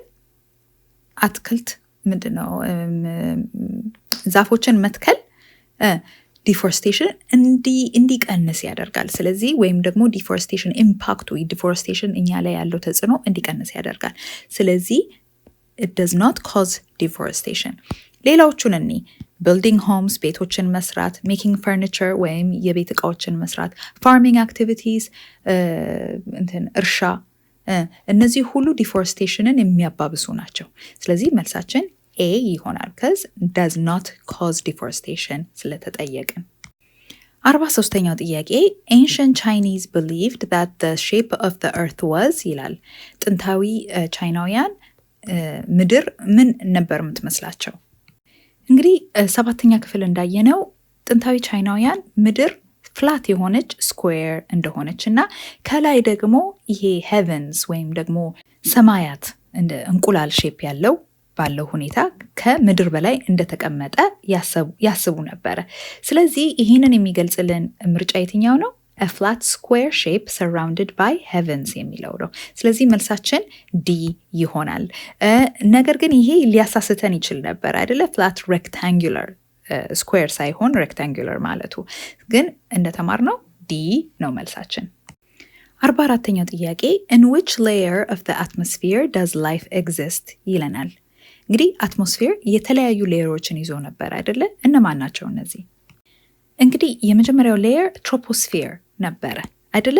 ትሮፖስፌር ህይወት ያለበት ሌየር ነው ትሮፖስፌር። ስለዚህ the layer of the atmosphere where life exists የትኛው ነው መልሱ? ትሮፖስፌር ነው። ይሄኛው ስትራቶስፌር የምንለው ብዙ ጊዜ ኦዞንን የያዘው አካልን ነው ስትራቶስፌር የምንለው እና መጨረሻ ላይ ደግሞ የሚገኘው ኤግዞስፌር የተባለው ነው። በጣም ቀዝቃዛና በጣም ከመሬት ሰርፌስ በጣም ሩቅ የሆነው ፓርት ደግሞ ኤግዞስፌር ይባላል። ስለዚህ ትሮፖስፌር ህይወት ያለበት ዳመኖቻችን ዋተር ቬፐሮቻችን ያሉበት ሌየር ትሮፖስፌር ይባላል። እሺ 45ኛው ጥያቄ which one of the following is the correct effect of rotation of earth ይለናል። እንግዲህ የምድር ሮቴሽን ምድር እንግዲህ ሮቴሽን አላት። ሌላስ ምን አላት? ሬቮሉሽን አላት አይደለ? ሮቴሽን የምንለው በራሷ አክሲስ በራሷ ዛቢያ ላይ ነው አይደለ? አክሲስ በራሷ አክሲስ የምትዞረውን በየ24 ሰዓቱ አይደለ? የምትዞረውን 24 ሰዓት ይፈጅባታል ዞራ እስክትመለስ። ሬቮሉሽን ደግሞ ከፀሐይ ዙሪያ የምትዞረው ነው ሬቮሉሽን የምንለው። ይሄ ታዲያ ምንድን ነው? ቀንና ሌሊት የምናይበት መንገድ ነው አይደለ? ሮቴሽን ያለንበት አካባቢ ፀሐይን ፌስ ሲያደርግ ያለንበት አካባቢ ከፀሐይ ጀርባ ሲሆን መሬት በራሷ ዛቢያ ላይ በራሷ አክሲስ ላይ ስትዞር፣ ስለዚህ ይሄ ምንድነው? the turn of day into night የምንለው አይደል? night to day, day to light። ስለዚህ ይሄ ሮቴሽን ነው የሚያሳየን። ስለዚህ መልሳችን A ይሆናል ማለት ነው። ሬቮሉሽን ደግሞ ምንድነው የሚፈጥረው? cause of different seasons አይደለ? ምድር ፀሐይን ስትዞር 365 ቀን ከስንት አይደል ነጥብ 24 ቀን ያስፈልጋታል ፀሐይን ለመዞር እና ያ ደግሞ ምንድነው የሚፈጥረው? የተለያዩ ሲዝኖችን ይፈጥራል። ያ ማለት የብርድ ጊዜ፣ የሙቀት ጊዜ፣ ይሄ ዊንተር ሰመር የምንለውን ማለት ነው። ስለዚህ ይሄ የሬቮሉሽኑ ስራ ነው። 46ኛው ጥያቄ suppose you are moving a table towards you which force is applied under this circumstance ይላል። እንግዲህ ፎርስ የምንለው ፑሽንግ እና ፑሊንግ ነው አይደለ? መግፋትና መሳብ። ስለዚህ ወደ ራሳችን አንድን ጠረጴዛ ስንጎትት ምን አይነት ፎርስ ነው? ፑሊንግ አይደል? ፑሊንግ ወደ ራሳችን ስንጎትተው ማለት ነው። ስለዚህ ይሄ ፑሊንግ ይባላል። ወደ ውጪ እየገፋ ነው ቢሆን ኖሮ ፑሽንግ እንል ነበረ። ይሄ ኖ ፎርስ ሪኳየርድ፣ ያው የሆነ ፎርስ ያስፈልገናል አይደለ ቴብሉን ለማንቀሳቀስ። ስለዚህ ይሄም አይሆንም እና ፑሽንግ ኤንድ ፑሊንግ ሁለቱንም አይደለም እያደረግን ያለ ነው። ምንድነው ያደረግነው? ወደ ራሳችን እየሳብነው ነው። ስለዚህ ይሄ ፑሊንግ ትክክለኛ መልስ ነው ማለት ነው። 47ኛው ጥያቄ which one of the following is not the effect of force ይላል። እንግዲህ ፑሊንግ ኦር ፑሽንግ ነው ብለናል አይደለ? ስለዚህ doing this examination የፎርስ አካል ነው። ሆነስትሊ አይደለ እርሳሳችንን ስንገፋ ስንጎትት ሊሆን ይችላል፣ ግን ጥያቄ ምልክት ስር እናስገባው ምናልባት የተሻለ መልስ እናገኝ ይሆናል። ቢ stopping a moving object እየተንቀሳቀሰ ያለን ነገር ስናስቆም፣ ይሄ definitely የፎርስ ኢፌክት ነው አይደለ? ለምን ምንድን ነው እየተንቀሳቀሰ ያለን ነገር ካስቆምን ፎርስ ነው አይደለ? ወይም ደግሞ ዳይሬክሽን ካስለወጥን፣ አሁን running in a football field to win እንግዲህ ለማሸነፍ ምናልባት ነገሩን ሞሽኑን ልንቀይር እንችላለን የአንድን ነገር የሚንቀሳቀስን ነገር። ስለዚህ ምናልባት ይሄ ለፎርስ የሚያስፈልገው ስለሆነ ከዚህ ይሻላል፣ ከዚህኛው ይሻላል አይደለ? ይሄ አትሊስት ሞር ፎርስ ያስፈልገዋል ብለን እናስባለን። እዚህ ጋር ደግሞ squeezing your wet cloth after raining, after it rains ስለዚህ ስንጨምቀው የሆነ ሮቴሽናል ፎርስ አለ አይደለ? የምናዞረው ነገር ይኖራል አይደለ? ስለዚህ ይሄም ፎርስ ብዙ ይታይበታል። ስለዚህ ከነዚህ መሀል ፎርሱ አነስ ያለው ወይም ደግሞ ያን ያህል ኤፌክቱ ለስ የሆነውን ብዬ ነው የምወስደው ለእኔ። ስለዚህ ኤን እመርጣለሁ ማለት ነው። 48ኛው ጥያቄ a measuring scale on measuring device of force made of a hook attached to a spring stretching in proportion to the weight of an object is ይለናል። እንግዲህ አጠያየቁ ጥሩ አይደለም፣ እውነት ለመናገር ትንሽ ክሊር አይደለም። ነገር ግን ምን መጠየቅ እንደፈለገ እናውቃለን። ስለ ኒውተን ሜትር እያልን የምንጠራው ዲቫይስ ነው እየጠየቀን ያለ ነው።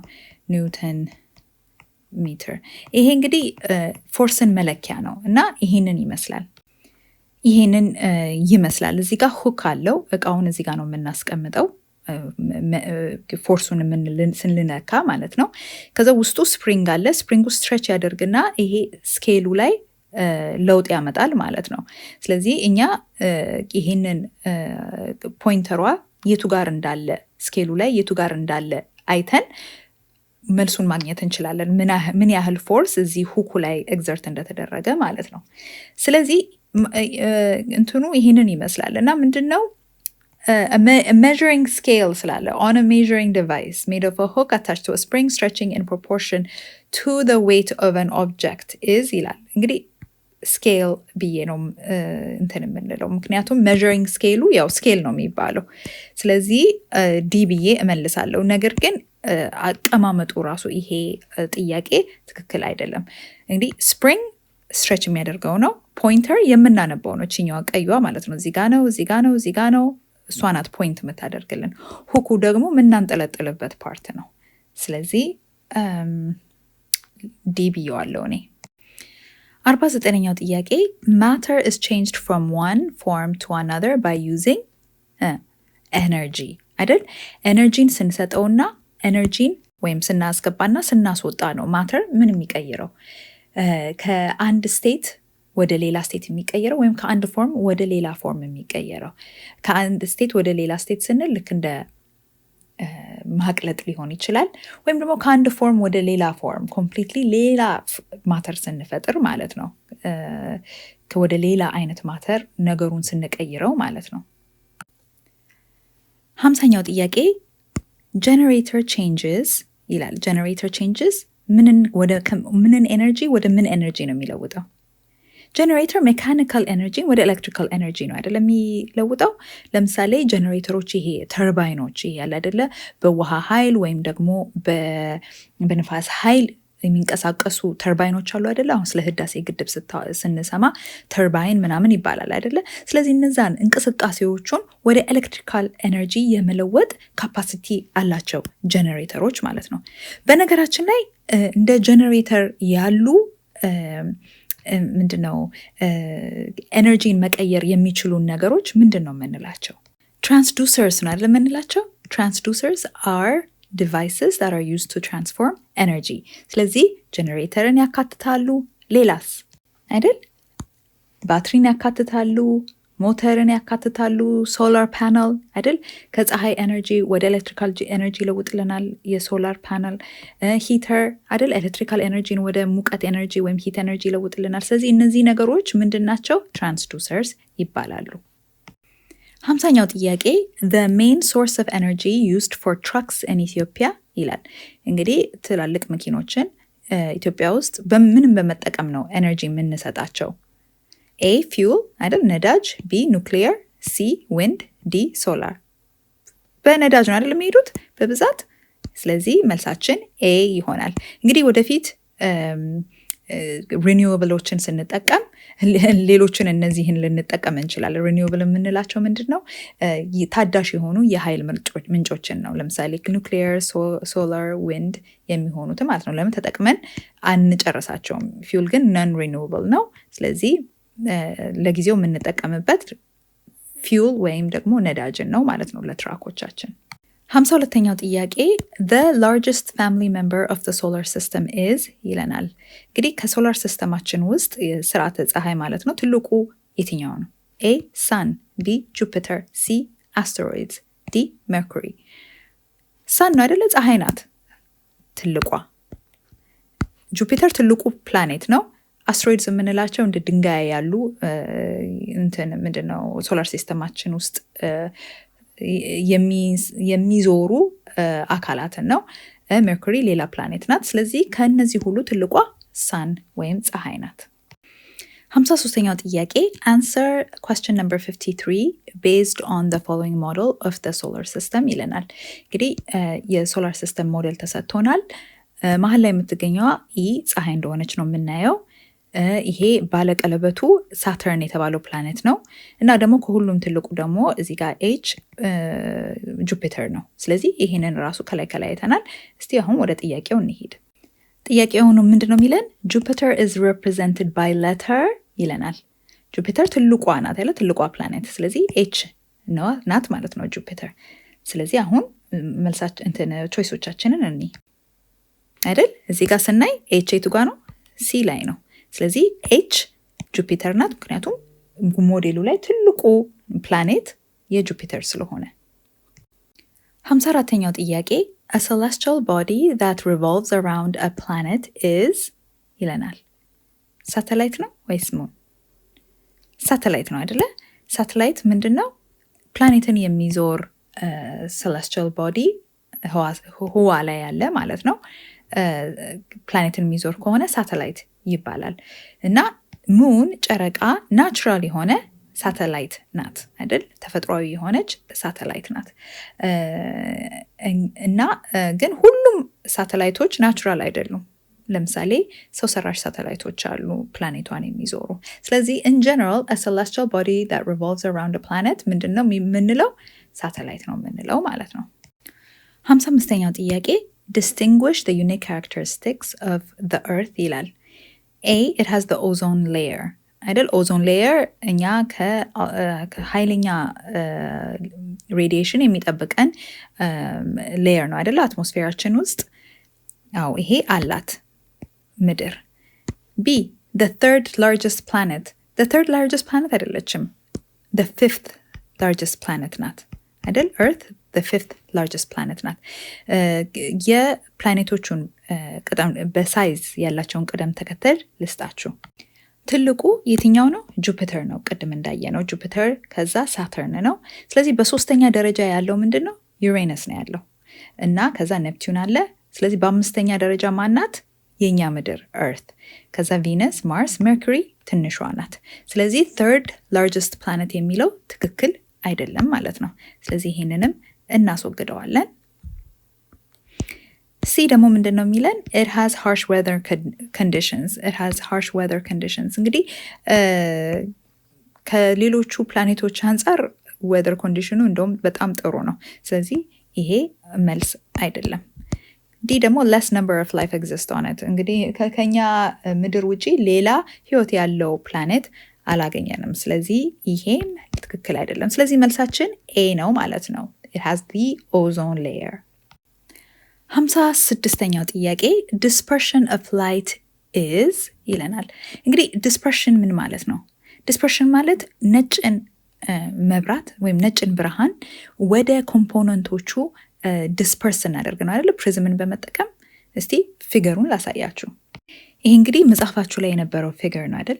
ነጭ ብርሃን ይገባል ፕሪዝም ውስጥ እና ወደ ኮምፖነንቶቹ ብሬክዳውን ይደረጋል በተለያየ ቀለም ማለት ነው። መጀመሪያ የሚመጣው የትኛው ነው? ቀይ ነው። ከዛ መጨረሻ ላይ ደግሞ ቫዮሌት ነው። ስለዚህ ይሄ dispersion of light is caused due to reflection ነው እንዴ? ሪፍሌክሽን ነው እንዴ? አይደለም። ሪፍሌክሽን ሌላ የብርሃን ከሌሎች ሰርፌሶች ጋር ሲገናኝ የሚያደርገው እንደገና ወደ ተመልሶ የሚነጥርበት ሁኔታ ነው አይደለ? ሪፍሌክሽን። ስለዚህ ይሄ አይደለም።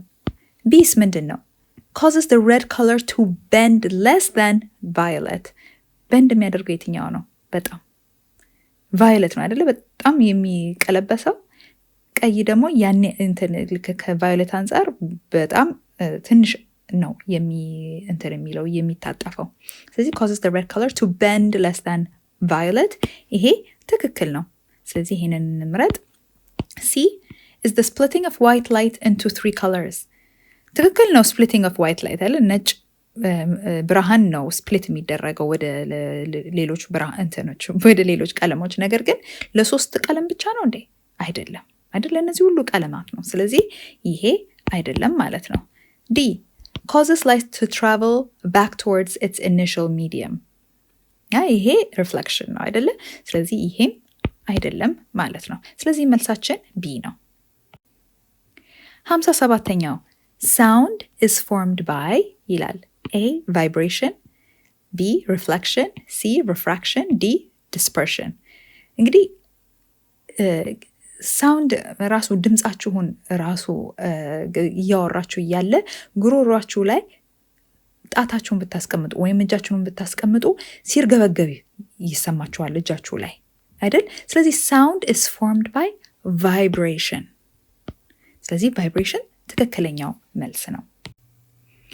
58ኛው ጥያቄ a mechanism of heat transfer from the hotter part of an object to its colder part is ይለናል። እንግዲህ ስንት አይነት ሂት ትራንስፈሮች አይተን ነበረ? 3 አይነት አይደለ? ኮንዳክሽን፣ ኮንቬክሽን እና ሬዲዬሽን አይተን ነበረ። ኮንዳክሽን የምንለው ምንድን ነው? ከሙቀት በጣም ኃይለኛ ሙቀት ያለው የአካሉ ኃይለኛ ሙቀት ወደ ቀዝቀዝ ወዳለው ሲሄድ ነው ማለት ነው። ምክንያቱም እዚህ ጋር ያሉት ፓርቲክሎች የብረት ፓርቲክሎች በጣም እየተንቀጠቀጡ ወደዚህ ይሄዳሉ። ስለዚህ እዚህ ጋር ሻማ እየተቀጣጠለ ከሆነና እዚህ ጋር እየጋለ ከሆነ እዚህ ጋር የብረቱ አካል እኛ ደግሞ ጫፉን ይዘነው ከሆነ እስከዚህ ድረስ እንትን ይለናል ያቃጥለናል ማለት ነው ይሄ ብረት። ስለዚህ ይሄ ምንድን ነው የሚባለው? ከቀዝቃዛው ምንድን ነው ከሙቀት ያለበት የአካሉ ፓርት ወደ ቀዝቀዝ ያለው የብረቱ አካል ጋር ሲደርስ ይሄ ኮንዳክሽን ነው የሚባለው። ስለዚህ a mechanism of heat transfer from the hotter part of an object to its colder part conduction ነው የሚባለው ማለት ነው። ስለዚህ መልሳችን ኮንዳክሽን ነው። ግን ሌሎችም አሏል ኮንቬክሽን እና ሬዲዬሽን የሚባሉ የሂት ትራንስፈር ወይም ደግሞ ሙቀት የሚተላለፍበት መንገድ ማለት ነው። ኮንቬክሽን የምንለው እንግዲህ ፍልክልክ ሲል ነው አይደል? አሁን ለምሳሌ እዚህ ጋር ውሃ ጥደን ከሆነ ከስር ያሉት ፓርቲክሎች በጣም ይግሉና ወደ ላይ ይወጣሉ። ምክንያቱም ሙቀት ያለው በጣም የጋለ ውሃ ደንስቲው አነስ ይላል ከቀዝቃዛ ውሃ ይልቅ። ስለዚህ ይሄ ወደ ላይ ሲወጣ ይሄኛው ቀዝቀዝ ያለው ፓርት ደግሞ ወደ ታች ይወርዳል። የዛን ጊዜ ቀዝቀዝ ያለው ደግሞ ምንድነው መልሶ ይግልና ወደ ላይ ይወጣል። እንደዚህ ፍልክልክ እያለ የሂት ትራንስፈር የሚካሄድበት ሁኔታ ኮንቬክሽን ይባላል። ሬዲዬሽን የምንለው ደግሞ አሁን ለምሳሌ እዚህ ጋር እሳት እየተቀጣጠለ ከሆነ እኛ እዚች ጋር ብንቆም ሙቀቱ ይሰማናል። ነገር ግን እሳቱን ምንም አይነት ነክተነው አይደለም አይደለ? ምንም ሚዲየም ሳይኖር መሀላችን ምንም አይነት ነገር ሳይኖር የእሳቱ ሙቀት ወደ እጃችን የሚደርስ ከሆነ ይሄ ደግሞ ምንድን ነው የሚባለው? ሬዲዬሽን ይባላል ማለት ነው። ስለዚህ ግን ለዚህኛው መልሳችን ኮንዳክሽን ነው። 59ኛው ጥያቄ answer question number 59 based on the following simple circuit diagram ይለናል። እንግዲህ የሆነ ሰርኪዩት አለን እዚህ ላይ እና እስቲ እነዚህን ራሱን ኔም ለማድረግ እንሞክር። እነዚህን ሲምቦሎች ይሄ ምንድን ነው? ኤ ሴል ነው አይደለ? ሴል አይደል? የኤነርጂው ሶርስ ማለት ነው እዚህ ጋር ወይም ደግሞ የሶርስ ኦፍ the current ወይም source of the electricity እና ብዙ ሴሎች አንድ ላይ ደግሞ ባትሪ ይሰጡናል አይደለ? ስለዚህ ብዙ ሴሎችን ስንጽፍ እንደዚህ ነው ወይም ሲምቦሉ እንደዚህ ነው። ስለዚህ ከአንድ በላይ ሰል ወይም ከሁለትና ከዛ በላይ ሲሆኑ ደግሞ ምንድነው ባትሪ እንላቸዋለን። ስለዚህ ይሄንን ባትሪ እንለዋለን። ይሄንን ባትሪ ብለን እንጠራዋለን ማለት ነው። ከዛ ይሄ እንደምትገምቱት ይሄ ስዊች ነው አይደል? ማብሪያ ማጥፊያውን ለምን እዚህ ጋር ኮኔክት ስናደርገው ከረንቱ ፍሎ ማድረግ ስለሚጀምር ኦን ማድረጊያ ይሆናል። ከዛ ደግሞ ስናነሳው ደግሞ ከረንቱ እዚህ ጋር ስለሚሰበር ወይም ደግሞ መቀጠል ስለማይችል እዚህ ሽቦ ውስጥ ኦፍ ይሆናል ማለት ነው። ስለዚህ ይሄ ስዊች ነው ማለት ነው። ስዊች። ከዛስ ይሄኛው ደግሞ ምንድን ነው? ይሄ ላይት በልብ ነው። ላይት በልብ አምፖል ማለት ነው አይደል? ላይት በልብ ሌላ ሲምቦልም አለው። ላይት በልብ ይሄ በዚህ ሲምቦልም ሊጻፍ ይችላል። ስለዚህ አሁን በዚህ መሰረት ጥያቄያችንን እኔ the letter C represents ይላል። C ምንድነው? ላይት በልብ ነው። A switch, B bulb, C fuse, D resistor። ስለዚህ መልሳችን ምንድነው ማለት ነው? B bulb ነው ማለት ነው። The phenomenon where objects are attracted or repelled is referred to as እንግዲህ ኦብጀክቶች የሚሳቡበት ወይም ደግሞ የሚገፉበት ፌኖሜኖን ተፈጥሯዊ ሁኔታ ምንድነው ነው የሚለን? ማግኔቲዝም ነው። ማግኔቶች ኦብጀክቶች ናቸው አይደል? ብረትን አትራክት ማድረግ የሚችሉ ኦብጀክቶች ናቸው። ማግኔቲዝም ነው ፌኖሜኖኑ። ስለዚህ ማግኔቲዝም ብለን እንመርጣለን ማለት ነው።